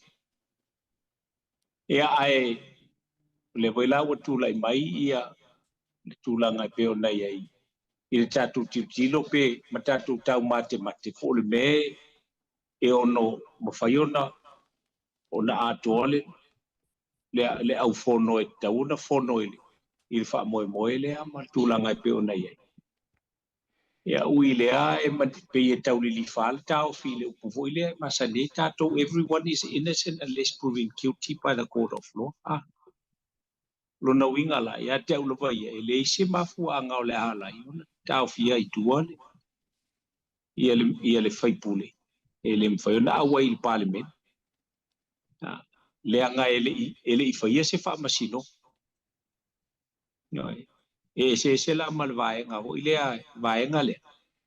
E ua uma le faamasinoga ma ua faia foʻi e se faaiʻuga le palemene ala vai. Ia ma a tatou vaivalaʻi ai e ui aʻina o lea na ave ia le o le a foʻi o paua le vaenga o le nei te i ua iai foʻi se aitu e oso i totonu. Malaga o mege o ai kua fai mukule o se fofogo me o na te ile wo so mai wo fai tonu fa masino mai le te bio la tau o fia le pale e pe no fa tu ele asal fai vai le asal masal wa te tau tiro tu ele nei be a to pe falling o le nga la mo le o le tau tau finga o le number o le numero ai au fa tinoi ia nga luenga le lua vai tolu le pale ia ile nga fa alo asia te pe ona tau fai to ile vai ai o te tele tonua u ele se me le a tau fi ai fuole le fai pule ia mai lona fio il parliamento ma a il parliamento wa le va pe wa fo wa fo ia ma se tau fiel pa ia le a fo ia le famsino ia pe au mai fo se tulanga fo le fa sa iona le anga ile la innocent le tamal le vanga fa lo asia Malo whaptai. Ole si vaenga o la ufa fisili lau tele na mail maru la tunu mana tu fo la ufa fisili to iso fi ngalo. Ole anavale ana fai mai ele tatou fai nga malo po ole saunoanga la fionga tama tai pal mi tu lo fo ile fionga sa fa pito. Ole saunoanga ko ngale nga fai kai mi o mai ai fa tau tonga matoe mapua tui ile no fanga na fa tola wapi ai le mota Samoa na saunoa ile ole fionga tama tai pale mi ari saunoanga le. Ko kiki aka ko kuai. Ko kiki aka ko kuai. Ole sidile mai ele to tele. E wha matai ko kiki ka ko kuai pe ole aso fina ngalo ua ka ko kuai. Ole fesi, ole aso fina ngalo. E wha matai sa o toi titi ata to tuai. Po ole mea mongi ua makua ka ko kuai ya. Ile tau whainga mare toi tau ma whainga ole tele ole mau mele tau whai nei le neitai. Le ngoa i ole whamsingonga ile i mongi unga ma whamsingonga o lo karia. Ia ma whamsingonga o le ua makanga whasolo. Ole aso fina ngalo. Alo va te asiata ole upomoni ai ele se mes ka usko kika ko waka ko kuai. Wa na va peta tu tele tuai. Se va peto titi tatu tuai. Tatu te atu mfaiao na ona le sao maia. Le winga ole tala wa tatu tuai. Leanga o ta penanga na faia ele isi fainga malo.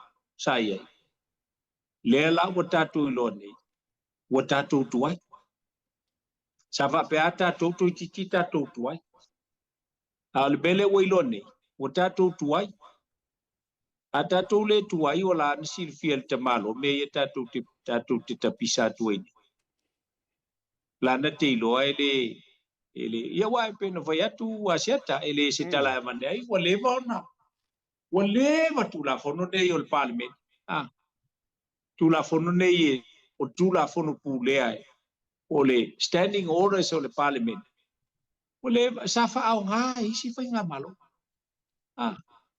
safa au nga fo il fa nga malo tu ile e tutuli ai tangata mo se ubi o le toto sa Yes.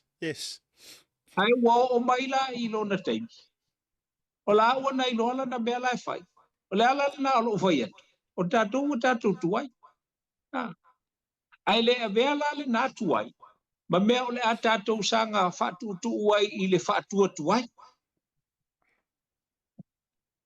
lenga o te tau loa ona act accordingly ole tula ko ye te tele fatu dual ile to fa ile langa kolo le mele le ya le fo le pale menge ole abakunga o afo yo moli mau ya le pumonia ya ole te mia na sa waile tala le tali mai ale afo ile ale fa msinonga o apili ya ma bai bal fautua ole tu wala ya ta waia sa tawana na on sit on emergency le ya pan menge sa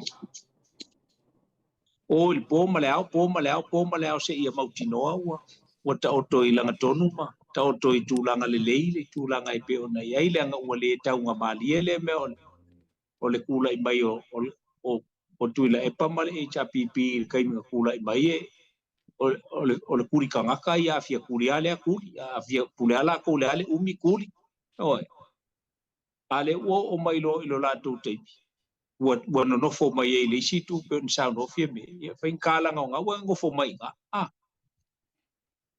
e le si fa nga tau no fo mai o wala no fo mai o fa ye e le fa nga tala no fo mai ai o vai nga ye lo tel tonu nga siata tatou le nga o kan ko nga le a fa ko su el lo pe pau anga i ko kai mi sa o kala ngoi i maka upu nge ai ele i fa kuinga le fa vai nga le fa sa utal no ai le upu nei o tatu wa makua i ka ko u ki ai le vai angia ai mana o bia la ia se taita inga e malos se taita inga e matua le manofo kai inga e makua i a fai fo le ale ma e sa waile le o taita ine le tuanga ia o tatawan o mfai na power to ai te mi ia langa e foi vai nga le sa tatu moli mau na uma e voi sa fisile te le tunu o pe i tau mia uma le harmony agreement len fa le nga fa lo aset pa o wi o kuai a wa ki le ya ka ko o ko mai le kuai wa ku ile fa ku kuai wa o le lo la le si me fa Malo fa tai ole winga wala you know fisilingia onga ole le ia o se fa mapu ina mai ma le yo se sau no nga o mai alo ia le tato fainga malo o upungi nga makua o la ile loto ma o lo fa no tangia o le fa fonga na tunu ko kiki ka ko kuai male rule of law o upu ke kele ai e kodu o ke fia ia uia ina ua sau noa le tai o le tato atunu u le taimire nei ina ua mau malo le fast. O le koikiki ka kokuai. O le wha maruinga o le rule of law. Ma le sei ma le a. Ai a tato vai atu le rule of law ai mai se la le keisi le ka pisa ingi. E le ngatala i le apili au le keisi le pisa ingi. Le rule of law. Ire kausa ilia o le ami o kongu, ire maliu ai o le kamakiki le tu lou le tali ile kapisa ngai. Toe iaitu ua inga onga ire mingiska, po o mingiska e ko olua. E tau wala atu ni tau pulenga e wha umalo la soifua. O lea ua molia ngisi o faipule. Ka o fia le moli mau e kakaunga avea ma moli mau o le maka upule. Ele ua fesilingia le rule of law. A o fea la le pese mai ai le kako ua kungu ma le tātou taitai ma whainga ma le whainga ma pea mai le rule of law. Ale pe ia kangia mai e pe e wale o lea e foi le iso fina ngalo. E se a kaka mai o le mea pe e fōringa mai e. E makua le kaudia le sailinga o le. O le nga mali wai sia kari. A wai ta o to uma e nge ke ufa pe mai or kau su enga o le ami o kongo Samuel le ai or su enga o le mali o ku au. O le mori maule wa avatu ale pe wo ese ai pe wo o mai lo le keisi le. Ona so fina ngalo. Po le me e wa ngasila fia e awala ngole vatura utala le ma fa so foi le alo la vala o fionga vui ia le fainga la u fa fsiri so fina ngalo. O le fionga tama tai pa le mia tu lo. E makua mala ma ia i kulanga ngai le HRPP wala nga sa avea ma sui pa le mia. A o tu la ile HRPP. So as sunga la au le ma le toa. A o le fisili lo ka ma fau. Whamaka ngā o la sila fia pēna sila fia inga le kuai ngā lo loko nge nge fuai kalua o ngā iai le whainga mālo le HRPP. Whamatana o la tau sila fia ngā sila fia le whionga kamai kai pāre mia o le makua nge fua o nge fure mele wa iai Po ole mea ole fato a tau popula, po fato a tau sila fiange inga ua avea loa ma pale mia, ma sila ifo fapio, o ika fiolai. Ele ai ma ka o kia le lo loko le mele ua iai kau fa sa o ngai me se foi. Ala so fina ngalo lo tele. Ia, pa wal tanga tem whenen te lia le vaenga le nao lau fisiri o le pāle mia le wai. Nao te mai tai pāle mia ma whaio na ia te liina le fisiri le na. Po le aso na si, po le aso na. So, po le mea ua, po le mea ua fo i ua o na si la fia pe na te le o si la fia. Pe ese le a fo i le station ma le channel lai. E sila ia whaafonga ia. E na tele o mawhaiona ia sila fia ai me ia ta pisa atuai ia le atunu u ai me se vo i ole. E pe ona uvai atu le tūlanga e pe ona iai. Ai,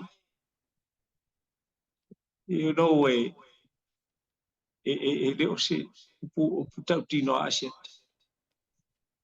It's not a good sign. And also not an acceptable action ile mai moa malitapu inga le tunu. Whether they like it or not, they must respond.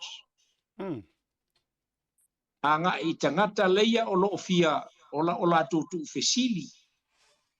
Ai a fai e peana o vai atu a fai e la tutu ele o mwhaiona o na whaafonga mai. Then we have a problem. Tato fai alo leo le talavo ile aeto, ile alu le aeto, ile masina ai ta umai ile lalolangi. Houston, we have a problem. Ole vaenga le ile pe na fai atua ile whaafonga mai le tunu.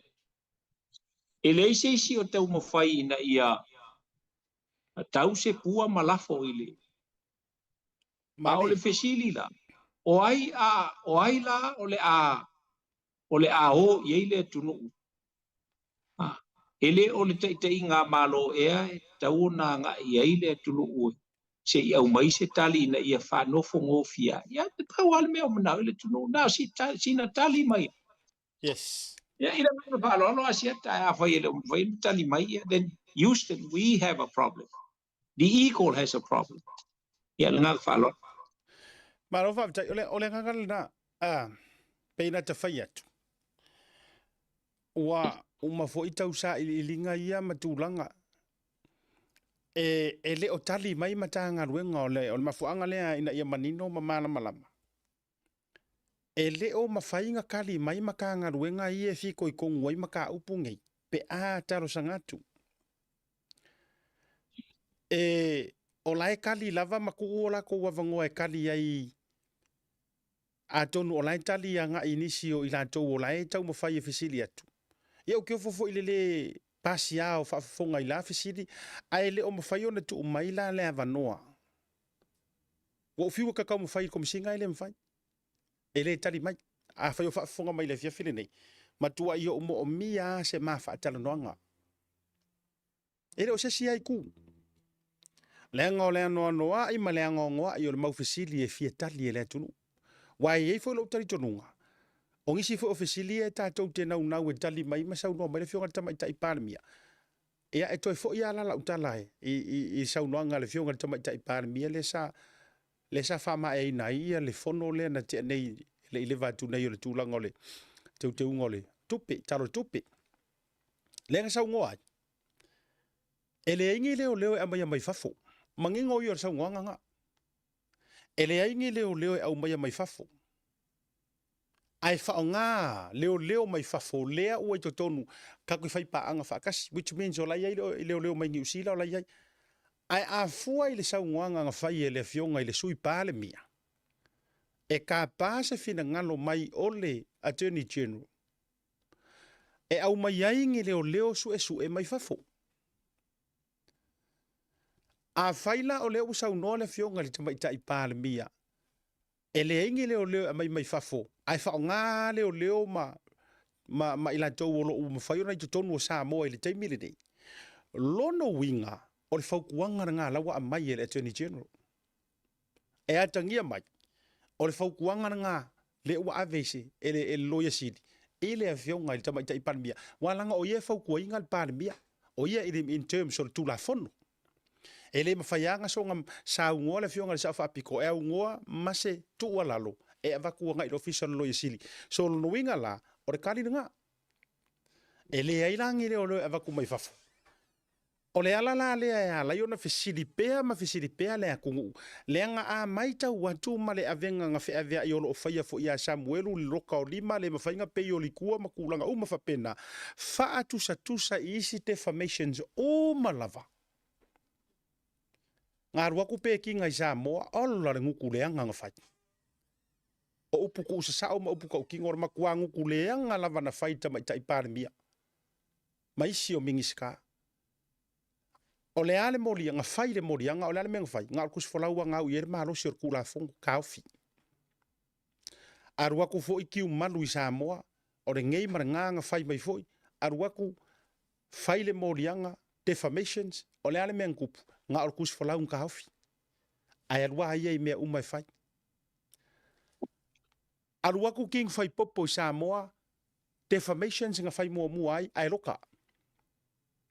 O le ala lea lai no whaasoa antu lau fionga vui. Leanga o le kangaka e mākau ai whaalele isi. Se i vanga ngā ua sau ngoa maila le ala ngā leuke fia ma waisi awa noa ma komesina ma ufia fesiri ai. E iaingi ma mafa whaakūlanga inga o menge o defamations.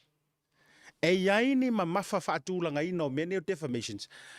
Ngā o ngā whaia e king whai popo kala e sākia ai ia le kaulelei le ingoa kaulelei o tuila epa ma whaikua inga nga nga kaungu ua ska mai Samoa le maliwa sione tina loka whakaka ave kaofia. A o le defamation. Which is o le tangata mua lea nga mua kaofia i le criminal i lalo le tula fono lo defamation sina uave SMI ma le civil. O le fesili la lea la inga fesili la umafau. O ai lea e whaia ia ku ai ngā malo si anga fa defamations fa pengei i le kula fongo. Ia e asale fai vaile, asale masalo vui o manato lau tele, o ka ua fa soa fa lau i tele. E le fa pe ame o taule pua walanga e peng o fai aku. Anga ua fio, maila fio ngar komisinga e kari mai ngai fesiria. Ua koa foi, a kongu foi i le koe pisa aku wai nisi mea fa pea. Ai ole a le tau fia pea le pisa. Ona ole le maua mai o se avanoa. Se i fesili ai lai maka upuia. Loka king fai popo i le defamation wai muri ngei foko e fai aresi mori anga longa lua lea o le conspiracy. A o le mele na lota mua ai o le defamation lewa umanga nga serve le taimi o le mele na. Ai aruaku pe kinga aruaku ki umaru fai le defamations ma mea uma ai le roka nga o kusifolau e karoka. Molia si urungali i le ia vaa ma siona to alua i le defamation loka. A o le fo ila ua watu masea mi le defamation loka i filifili ma kaofia. E le mawhainga kala i kua. O ai la o le winga na leina whaile fesiri lea. O le mea ea la a e whai aku sau kala nga ina makanga ruenga o leo. Ma ngisi e pao aku rai kua o ngi mea. E loka oi. Ai a whai sau kala i kama i ka i pāle mia. A whai sau kala i ala auri ma mea uma. Nga o rokus whalau ai loka ai ke wherorua ia oi e Samoa. Sau fina ngano pe afia faadi sau fina ngano lo fionga vui ai me sio ngai ke Samoa. Jeta. O le vengo fie o le tali o le vaenga mua o lau fesili. E whao ngā pele o leo Samoa mai la tou na au ina mai fafo. O sao lea. Ma leo mai fafo leo lo i tono Samoa. Asiaka. O leo mai fafo i Kongo Samoa. They did not come to act as investigators. They came to train. Simple as that. O ala mai ngau tu unga mai inga na malini ai ia Australia o New Zealand e awina mai ai ia leo ia e o mai e fatino la lato ngā luenga o le training pa ua ngā le mem fai leo. They will never step out of the zone. So, in other words, okay, like I agree. When they va pe la faongan va pe ala le fe wa ibaya male le palangi la fe wa ibaya la fa investigation. Ele vale le palangi na umai ese le me na umai tu salava po top investigators, criminal investigators. They were only here to do training. Mga umale e ke viu e fa ia kuli se vanganala wa ave se talo sanga Samoa la voia ia ifo ia au se talia maniusi pe mafai o nga fo ile o nga faonga e kasi foi la kala Australia mangi ele mafai o nga faonga alva e nga leanga o lalo ku nga male ai inga nga avakuai e wa ku train ia u to leo mal ia mal betanga luenga ia la to mai ma la to vai I'm afraid I'm afraid on ko kar sanga mai avaku leo olo nga lue ilalo la ole fiangai e watu e fesoa soani I le fainga o le investigation o le criminal act le kula I mai luka aku ia ole vaenga pe na sau noi isi vaenga pe ona e taua sa ole le o te leilo la ya po le ali me ala na le mafai na faonga le criminal law po loa I tangata o le fast o la tula ia tule I le vaenga ai mafai na faonga I tangata o le fast o lo fa peona tula ia tuma ava tusala tu molimo le foi la tula I mai I le a fo I sieli o vai teilo ia siata o teilo ele nga lele ele I tango fia se vai nga tasi o tula fo no ia sa pasia ele va e tuila e pamal na tu vai e include ai male criminal law po lole o tula fo no obsolete o le te tau na toe wha ngai na I vai I sentuli ne tatu te ei ua mei I luma. Ia wal kamalea o le tu sai o le alawa le tala te whai I le whainga malo so whainga malo e koso ea oe. E toso oi lalo le criminal law po loa. Ia ai e na e sau noa ma whonga vol tatu tu. O vaenga ia ua le o mawhai o na tatu na taliina. Le anga e sao ao ina mai tau le tunu mai tau tatu e apeso. Nga o ka nga fo nga la ko la fo ia kala ia kuila e pama male HPP e loka. Tau fia. Au ka la ko ke faia ia ngi kala fa sanga il fas ele lokai pol fainga malo ol fas ia ku mai lola le matulanga vai nga ie o tula I mai ma fia I mal faio o upu le matanga luenga o leo ai seli ese mea ese ale la fole ese upu nga la fo because ele exempt o go le makanga luenga I kangaka I le freedom of expression al kangaka ele exempt pa wale be e afo ia la ionga pe a fai ua e ngofo malalau se kangaka I se vaenga ele so fa maui ai ol kalaia e la fo ole corrupt a fai fa nga ka le upu sel mo kwa corrupt al makanga le well that's genuine that's genuine ele la se me ole afa pe ole afa inga I fu ka kala ko al melo wi so ole la fo ale upul makanga luenga ole al me volo ka vai so le pe o sifi le ole o pe o sifi le upu mongi al nga ele afia I fu ka ia le leo ngai ku lava o mai kala ngo mai al mele sole pe a kilo mai kanga ka foi le pe o sifi. Excuse me guys and ladies, you are there to serve the public. That's your kaukonga. E ko ke e a foi e pui ia le soifua lau kele o kangaka ma me ko kingo. So that's your job. Ko kele yo aku ko ke fia kamaleanga mai ile ku ko aku ka kua le ku. Because ele unge ko kupenga ko nge o ko kupe le ku. Ele nga va lo asia. Malo faftai. Faftai lo fina ngalo lo fionga to le 4 po lo fionga vui. O leala o saunoa le sunga le laure le male to le fionga le minister. O fato anga po le fionga ile tai fono le fato tu ile tu sa mo utasi. O le o ko yo foi. Fatasi ai male fionga le faletua. O le faipule o failangi fo longa. Fionga vai le pai au. O le wala to yo ai mo le taimilo na lua ia ai mo le taimilo nga koru wa afio ai le fionga le faletua. Ile makanga ruenga la vo leo. E koe whauru kangi. E koe whauru le kangi. E whaatatau. Ile whaipule o whaleaka kōru. Male tai o le ituangai. Ona o la fonga matua inga. E le ngaka nga o la uanga silafia. Ai wai loa uma ma silafia le lalolangi adoa. I lunga o whaasara launga. Kua inga ia nga whai a la ua.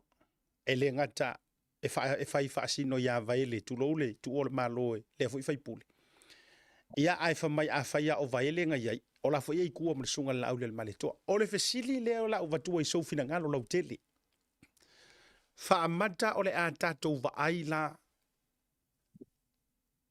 ise mōlianga o le a whaia mai o le a whaatinoina la tiu te tonu ma le wha maongi o malu o le malo.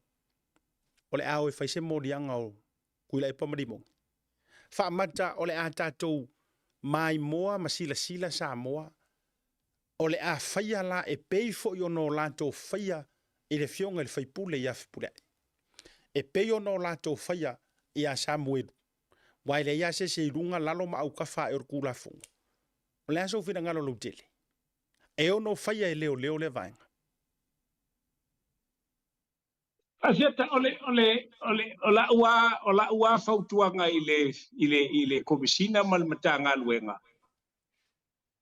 Ia auto fetango fi e fa ia le fa saoina. A fai o le awala le wa avatuai, a fai o se awala mai le tua. This is the time to correct your mistakes. Ka ua kuile kungu le ai o makanga luenga o leo man komisinga o leo kangaka le lei o a foi o aunga le lei. How? Inga ia makuai su'a i runga le kangi le. Lenga o le siringa le anga o le mo le mausi fa le kua ua le banga umang avelanga ka. Ei. Fa pepa langa kangi nga avaku ai le o markai min ngei le se me kasi o le malala. So le kala voila le vai ku le ku Samoa, are you going to just sit there?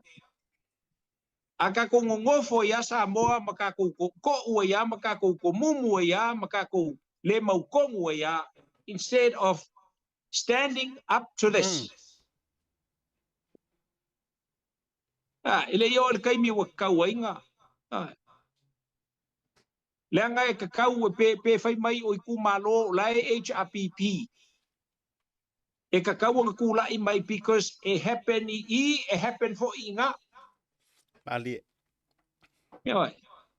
Kako aku lai o kangaka ngu o Samoa ai awal ku lai o ngivaenga fa ku fai. Leanga ole malu o malo ele i fa kau ko inga kau kua ngivaenga fa ku fai. Na fa kau ko inga ia kau kua ia Samoa malanga fa inga malo. Pe ol fa inga malo le HRPP, pe ol fa inga malo kau tua, pe ol fa inga malo le fast. Serve the people of Samoa through the government of the day. E pe nga vai ku asi akai de kuranga pe o ngai. Sole. O kalikongu o ke kalikongu e mafai ke le fionga de komisinga ma commission officers ofisa si ngia o le makanga luenga o nga o lako koe fa kong winga ma fa sa o inga le lako nga luenga ua upuia o nga o lako lava ua upuia o nga o lako lava e o fese mea ua fo i ua o le ua i mingi ska o le ka pengeka e o ia fo i mingi ska lango o le ua fai e mo lianga ua avel ka vale sunga lauri al mali koa o le mingi ska singia o le ka pengeka ua ave su ai ava pe ua uko su el ka vale le sa a maka mai ai le kua ingale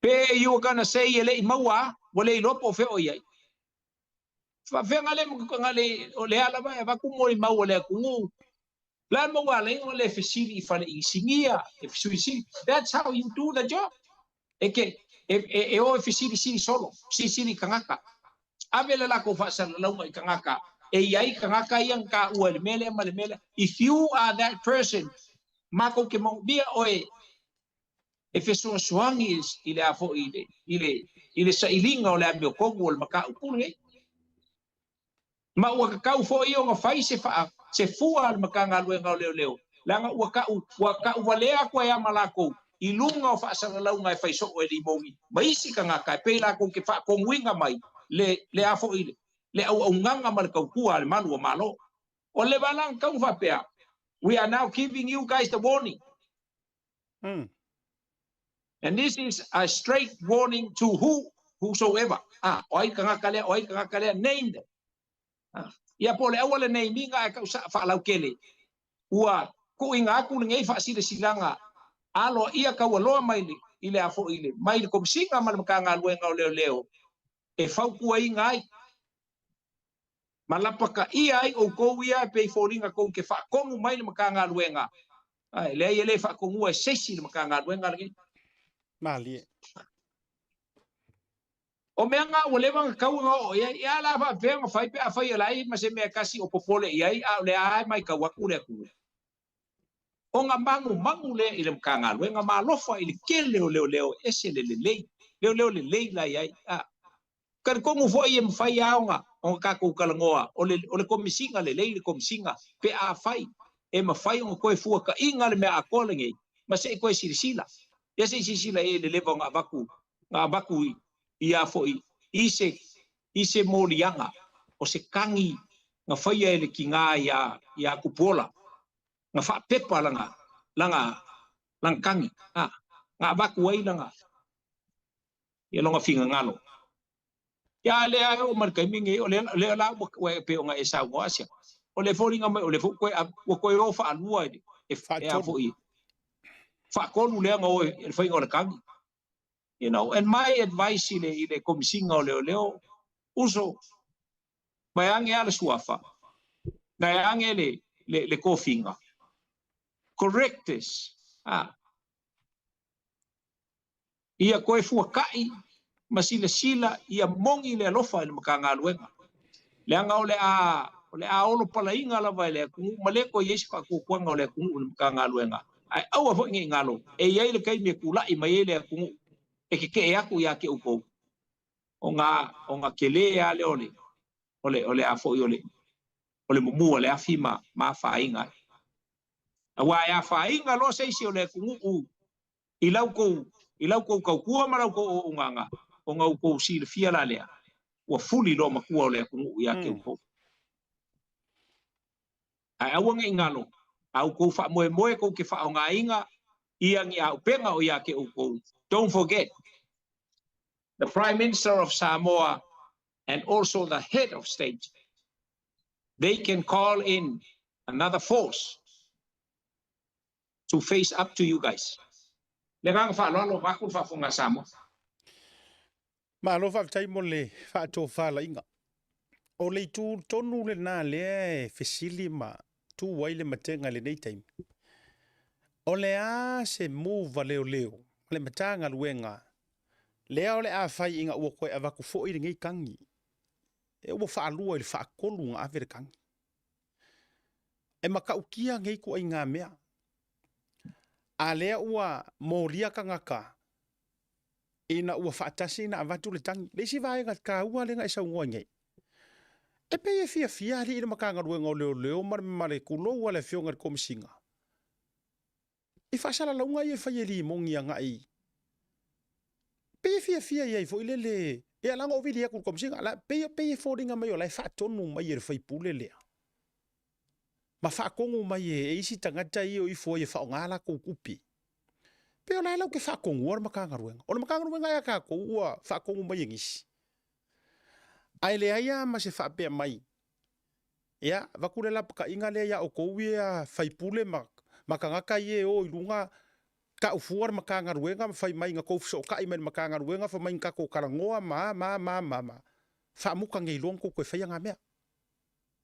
Eoi. Whaamuka ngei luang kou koe whai. O le winga la lena whaatula te tala. O lea lai fiu o fisa whaasala lau e kau ma whai aku. E whaafisa o kai aku le fionga de komisinga ma sui komisinga ma makanga ruenga. E lei ma se si e fia saue. E sau lungo le prokalamere ngei o le matua to tele o ila to o lo mai mo mai ai markero le Samoa.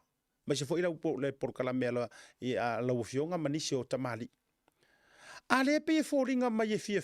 Awa a whai e mongi whamakalanga. Aka ngaka e o mai anga i. E o lai pe e fōringa mai e karakarangoa ma leo ia so uma mar komisinga. A ole nei tau su e atu ni a vanoa. Se i a fifio mai ai. E kali mai le anga ngā mafua o ngā whakauko ma whiriwhiri. Ngā mafua fo inga fia aparai kanga kai avea ma komisinga po se whaurulunga o se makanga ruenga. Ua ia lava kia o ngā sau e kali mai le akungu ulau kele. Pe a ho ingi vaenga e visiringi ai. E a lea lai pe e mai tau atu. E whingu fienga o e kali anga i isi ka ngaka i e. Ioi.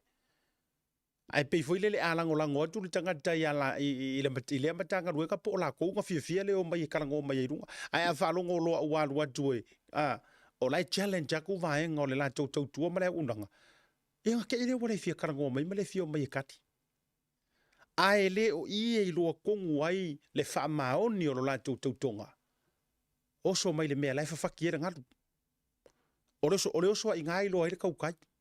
Ai a fia o so le mela mili.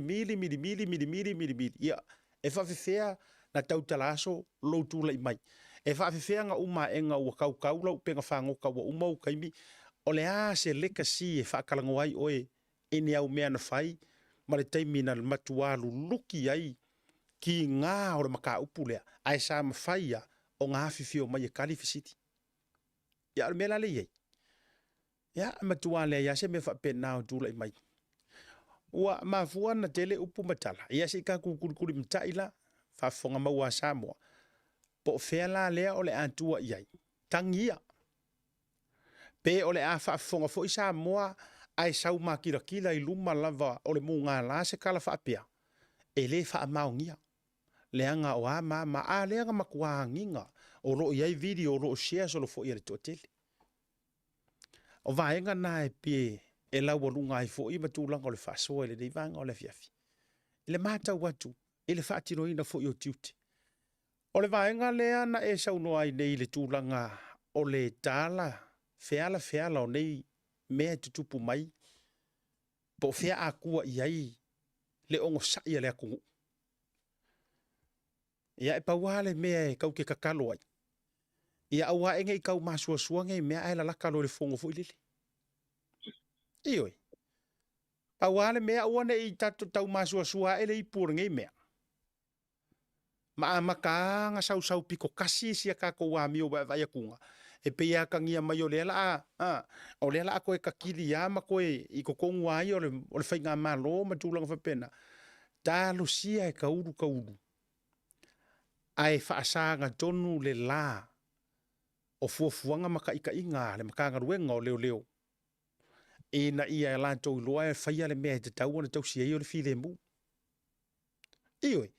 Awalanga e pe whapea mai o aile ke le whavevesia, o le upumongia, o whai unga whaila e whavevesia. Le anga kongu masao mawhea. Mawhea le whainga o whai unga, e leila se vesi.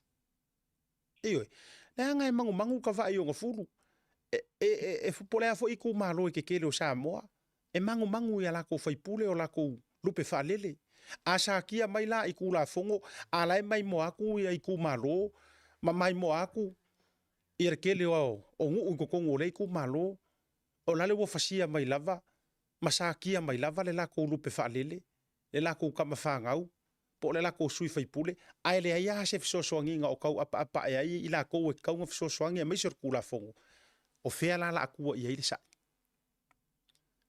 Ia paule me whainka ai.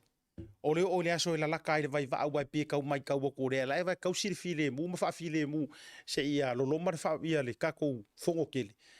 A se kako wa mio ai uma e nga e la kar fongo kele ai vevesi ai Roma. Mala nga lo mare ku. Ia nga uma e lo le ore sa ore fie sa Roma kupu ore fio mai mangisi langa le vai mai o le la le wo vesamo. Ia va toi fo i le tūlanga o lo ta o mai ai nei mea. Ai waka kaunga fo roa ma faise fo. Manu tu lo le whaafonga mau le moanga ngana. Ele a vea le po uma pala. A tu whaafonga fo. Ia ale sio tatu turu. Ia la fo atu lau fionga vui se vai ngai te fie sau noai. Ia tau waru ngai fo ile ta whaasoa. Ile nei fo i vai ngau le fiafi mana tu fo ila si ile upenga le tautai ma avero ta vaiuta. Ia ile nei fo ia fiafi tu sai fo ile whaasoa. La fo atu. Malova te asiata. Aptai foi mole amana ye no lo vai ta te fasoa i le vai ngai pe ona ta la noa ma fasoa ai o le upumoni ai e se nganga o le fasoa tu fa pe e fia fa leanga i se tangata e se nganga o fa pe fia fa leanga i se fainga malo e se nganga fa pe ina ia fa leanga i se au nanga o le nganga e fasoa tu ai ona e fua mai anga i me olo tula mai matutupu mai ia ma lo papea ona au mai ai le a fo ile fina ngalo ti ngao le tunu ya o faiva e a fo i si ai tautaulia o faiva le manuia a o faiva e si ai tapua ia o faiva manuia na o le vaenga fo i pe ona au mai ai lo fina ngalo ma fesilingi ai le ai o se ia e manatu ine i fa mai wa tau le pua malafo le ai ama se pua o lafo o le pua o lo tau ma avatu e fa sei nai ia le afo le tulanga o le tai nga malo o le tulanga fo i pe ona iai ia maenga o lo fa pela va na tu ia le tunu ia le matanga lue ia to fai ma ia fale o le tuali i lo to finanga le anga e pe ona matu fai esele au ina tapu ia to fai vai le tunu ia e tu te sila fia e po le ala vale le mamafae auto tangia ele tunu ui se mea tau te fina ngalo ai e tau sa ili mai awa ni auto sa ili linga mani suesuenga ele mawhaiona le tali le tunu ele pe o tunu ui fafo ile tau ngata le ngalue ngai fatino ele mata ngalue o Samoa e tau ngofie pe a fai tātou te iloa o na tau ave ma mumoli le tātou unanga ma lo tātou langona nga i pulenga i nuu ma fio anga ma tūlanga o vaenga wapena.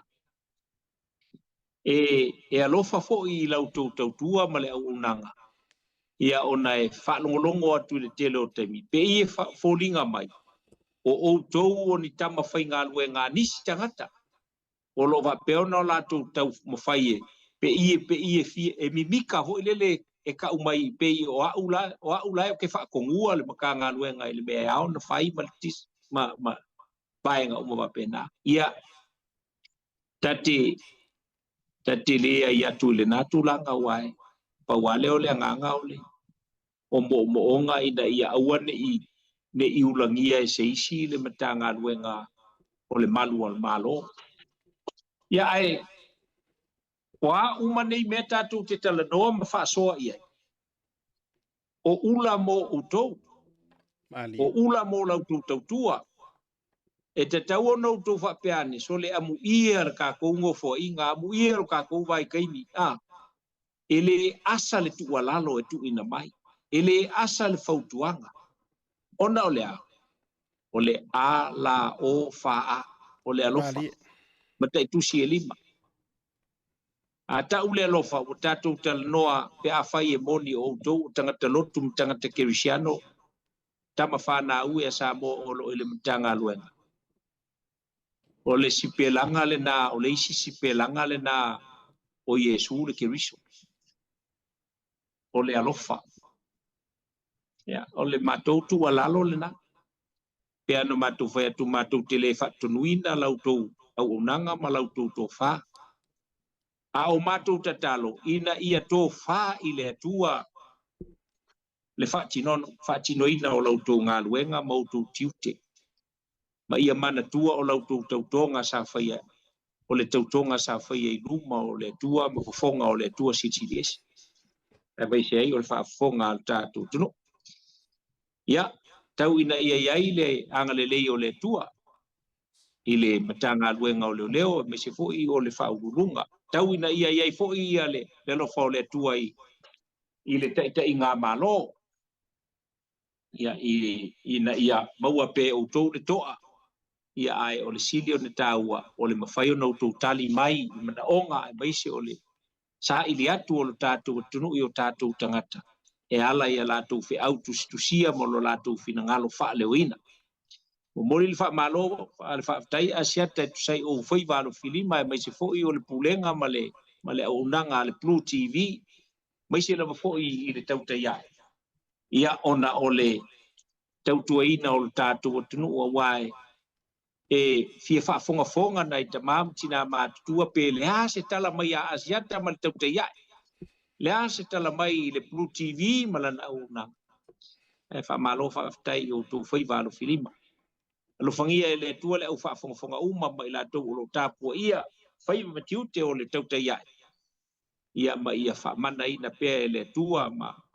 tala ina le tua fitalai ia lo fina ngalo ai mai se o lauto fa ma le uta ia ina ia fa pe ona popo wa ile au onanga ai mai se o le tapu inga Samoa ia fo I mai lo matou vai te bie mo mi ai sa matou fa mtalanga o se tala fo I ma se tu walalo ia e matou te fia lava ia e fatino ia ma vatu fo I fa fautuanga ma tu walalo ia I lo tatu tuno manu ia tele te mo toe o lo unanga ma te tua I lo tatu tuno mai se lo fo I le fionga ia I le ngaftasi fionga ia puimon ia ai mai se fo I o le faltua ma le unanga ia I pea I o tau pā ma o tau sio manga le lofa maleanga le lei o le tua ina ia mana I pea lau tau fi au ma lau tau ngā luen se tala lea mai atea manu te leina teimi o tutoe la solo muli le sa o le kama kaulangi ia le kama fo I o le tolo o le tamauli ia po o le tama o le ngata I fale o le fo I o sa tuala ma alo mafsuanga mal mapu ya meise o sa le murianga mo la tu feiva ile nganga fa alo ya o te pa ia tuai le nganga fa alo ile lau to fa asiata meise fo le una nga fa pe fo le tapo inga tanto no ma lo fa tai tele lo fio ka vui al pa yo la ngi sa tuala ya lo fio ka fo I tole foa ia o le taulangi ba fusuanga wa fo ia pa ia tau se fa fitu ma tu o le usonga ia po lo fio ka fo tia ya wa fo il fia ma fa se la fa yo longa pule ma fa toanga ba lo fa tai to fa te tala le nei vanga o le fia fi ya wa talinga e fia longo le maunga I sa la fai ia I lau tala talanga le rea so ia wa foi manatu ia mamata upu e maale ale ia ai e te lelo na nga awale fa tonu followina ma le tu o lalo ia I le faiva matiu te fo I o malu le malo me se fo I la tau o la tau lipo ia le tu la fono fa tai fa no ina fo o lo taimi o talo I le tua ia tulu I lo malo si fa fo le valo soifua tau tua ma una ia wa fo I le atunu pele ia ma le mamaru lo tele ia o se tatou tulu tonu Samoa mo le fiafi ia ta fa to fa soifuina mo le nei vanga o le fiafi God bless. Soifua. malo fa tai ia ole ma fa tal no nga ma le fionga ia vui ia I le nei vanga fo o le afiafi ia I lungo le tatou por kalame ia mana tu fo o le na e fa fo boa ia o fa so mai le fionga ia vui e tu sai fo o le mata upu o lo tupu mai tono so tatou tu I Samoa tatou tu malolonga a foi mai ia ona fa o le tatou por kalame ona vanga fa nga tele ia o niso fa silanga o le utau mai tono le tatou office amanga fa lo Talofa lava, Tasi Market is here at the Manase Town Centre. The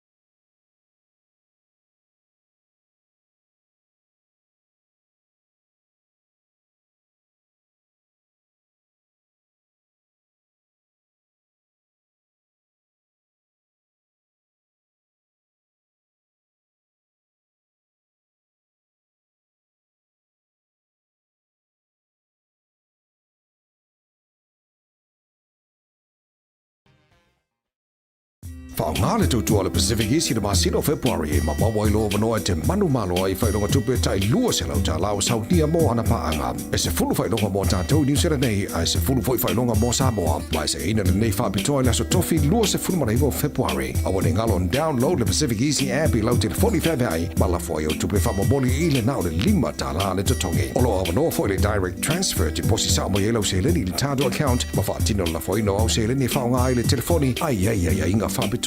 Asiasi mai loi o tātou ofise tolu o tara o tāhuhu po mangele. Bevala au ile o barsalau o tasi onono. Po telefoni masandi o le lua fitu ono fitu iwa fitu wha. Ma le lua fitu ono fitu iwa vadu wha. Ma fesili mo se la lae lata la tātou mo oe. PacificEzy o la paanga mo tupe wha mo modi Samoa.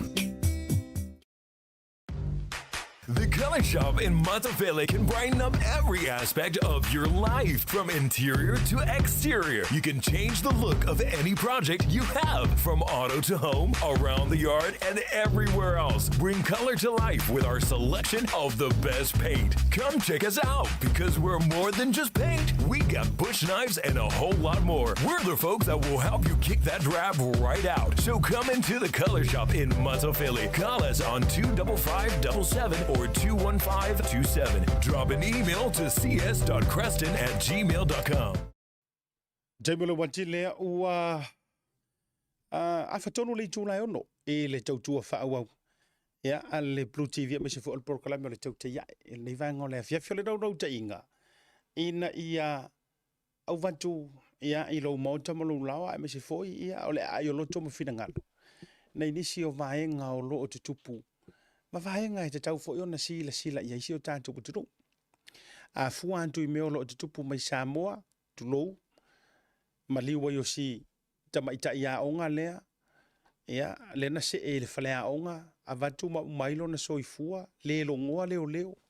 Fai o le longoa antu e lea onga o leo, saini lava e fo mai le pepa tulou. Maliu, le ilongoa ia malo le malo. O le fesili numero tasi o le ale mafuanga wale o se mea e sa te tau ona iai ona ta iala e whaia. A wale whaia. Vai atu fo I tala mai Samoa e si ali ile sa fasi ngā pena tangat I o ele na makua wha o li mai se si ngā makiki ea. O le tate vai atu le au mai ia le talo sanga malo le malo le au mai le mamalu rau telo le atunu. Po ai se singa va ai ai. Po ai foi se singa i loa se mea kau lea ka mai kiki ma le afianga sai ai. Alua kue kau. Au ke le lopo wa yengi mori mau ora ngā mea. Tau te le loa uma po le angi mori mau ora nā. Ai, e iai le, e iai le ata whaasolo le kula i mai. E pei ua tau le talitonuina e tangata o no e surufanga i manu le malo i leo leo. Ioi. E pei ua kau whaironga whisiri ma fau kanka. Pe o le mea e ala uaru e ka ule mea ngō wa ai ai. Ioi. Po o le mea e o le a uaru e ka ule mea ngō wa ai ai. Pe o le a o la filafi leanga a whai o le mea la le lai kupu mai a Samuelu. Nga sau e kau kala i le mea nga wa ai ai, ai sau lokai. Ioi. Ia e siri airo ngofo, mama o amaso umafau lo ukango e whaile a mea. O le mafuanga le nā le matanga ruenga. O le aia fuai o na mātou tātā longo, fangu, ma o mātou tapisa atu. Se iseu sira silange ea. Pele o kangaka kongu ngei e le wha maongi le rokea kangi ma mea ngei e kakauanga loke le au wha maongi. Walanga le no vai atu o sea solo mai, o lai au mai le talo sanga leo. A yeise singa va ai mea nga kukupu i le ina ua iyo e wha moa ma a afia se kasi fo iyo kaule ele ai ngā po le makeki e ngā mai solo i runga. Ona alua tu le whaiaku se kala. A ora fisiri. A alua kurukanga kai whaiaku se kala. O le arko mea la whaie. Mua e ko ke karikongu inga pelonga lua kou loka loa o lesu eskou ka mai loka.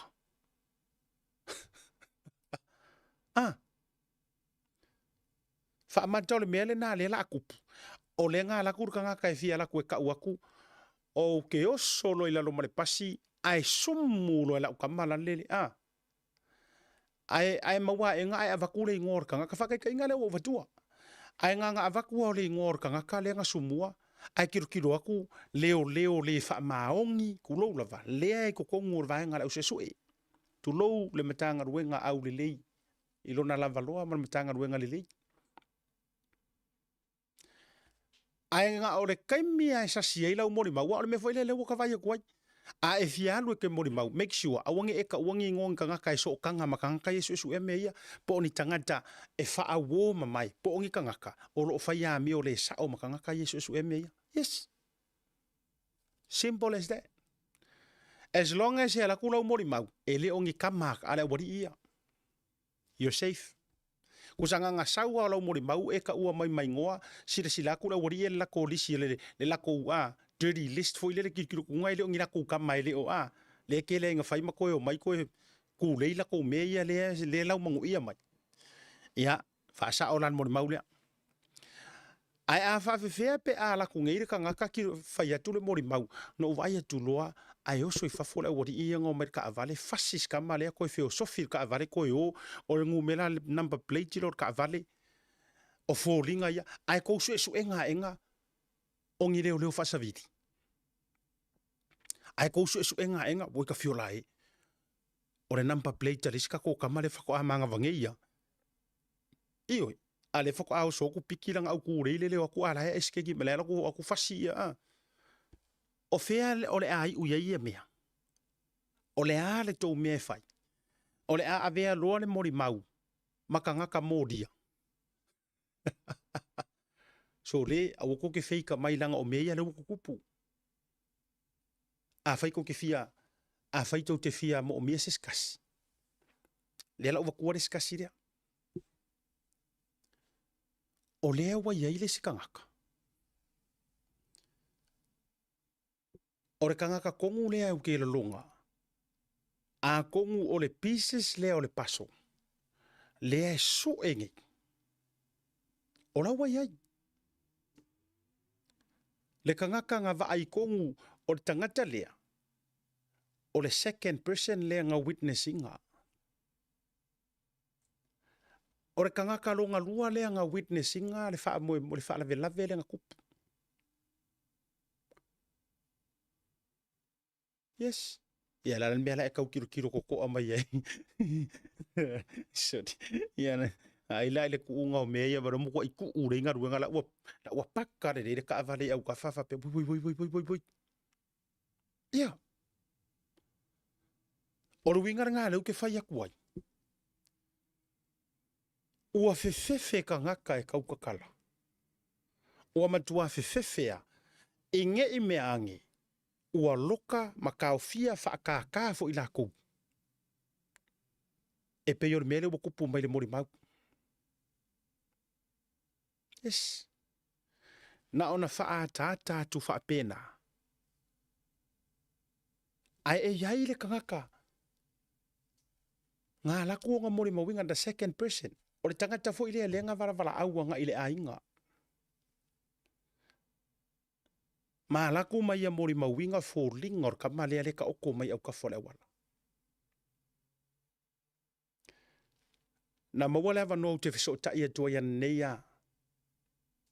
E le sui o le ainga or sunga tu au. Ma confirm mai ai. Ngā vili aku rika ngaka lea. Whaafso ka ia ku lea makanga. Ai o mai lea so o fiu koe sui.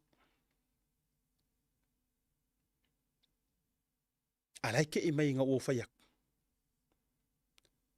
E peia ua maua fu e rupo. A ua leva o ngā fi. E ri tangata na vili atu ka ua kulai mlai loa le ngā uka ua kua o le ngua. Whape ngā mai loa.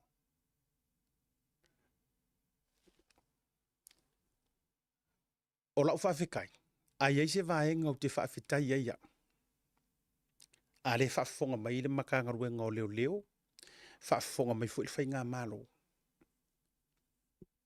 O lea iei ka ngaka le la kou ke moni mawinga le whaamoe lea. Lau o fionga ka mai ka i pāle mia. Ma mingi ska u mor ka penge kai le o karikongu le maka upu lea. Whaamole mole.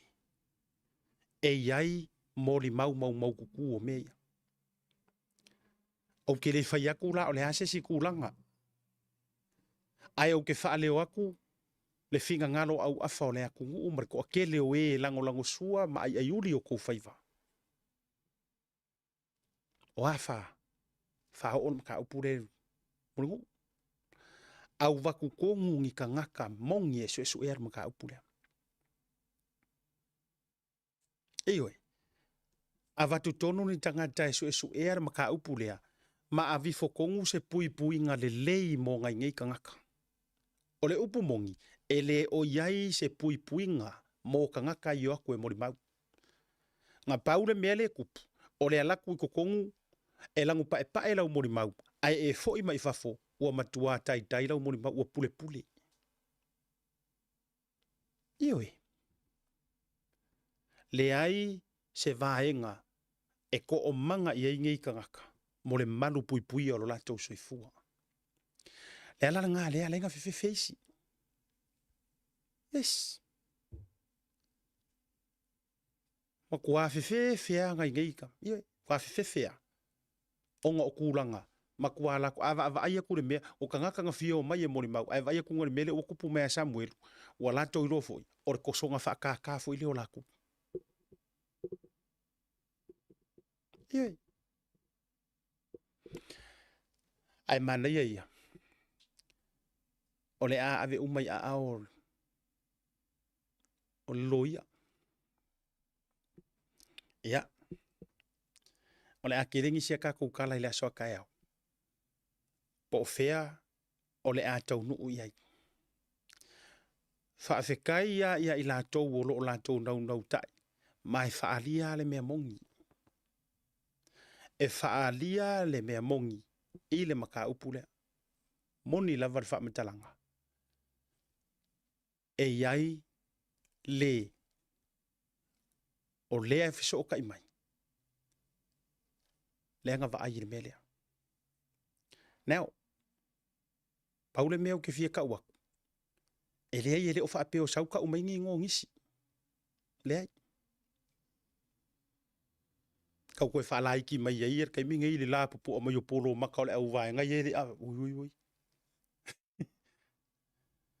ai o laina au mai lava ana whaamatalang usai o mea ngai ava ai ave whaamasingonga ioi ave whaamasingonga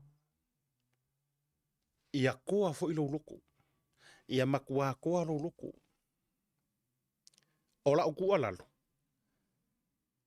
aua e ke fefe i mea o le kingo whaamalo si au lea ola whaamalo si au lea ola whaamalo si au e fiko i kongua ia ili tangata leo te tala noa antuai aua e ke fefe i mea o le tino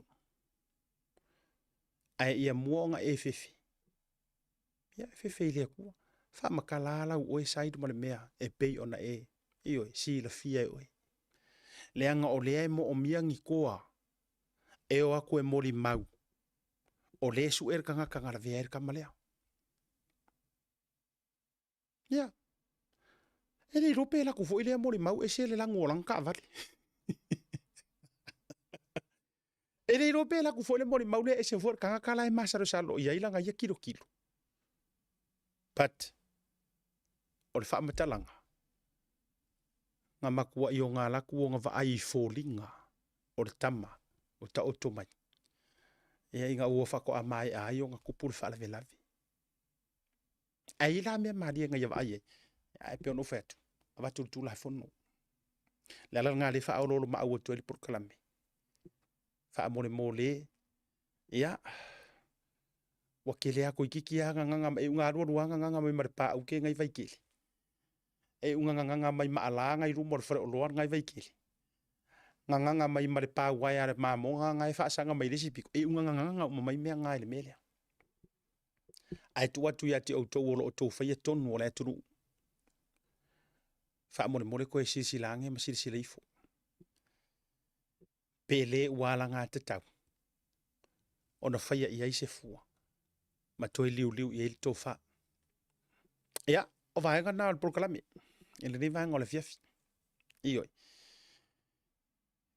Kau musu a e kele o le information si wa tau nuu mai. I ke ua vave aku le Tautai A'e. Ai si lou le court. Kou wha pea lea. Ua whao ele pea apa au le isumu. Ai maa fua fua.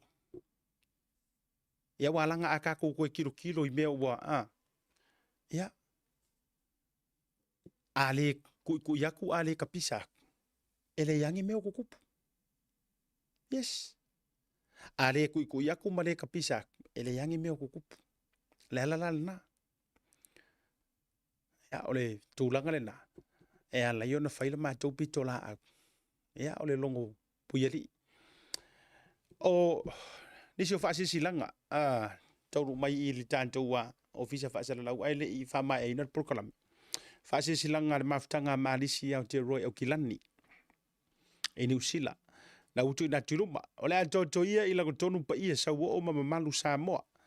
O Samoa, o upa ia o le fatu e le ngai.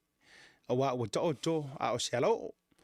Ai whaasino tonu le nei whaasile silanga le mafutanga a inga Malisi Aotearoa au Kilani nei. O le au suia le tātou whanutanga i le aso to nai. Lua mati lua whelua sumare wha. I le itu la e wha i le afiafi. I lo tātou malai whono masani.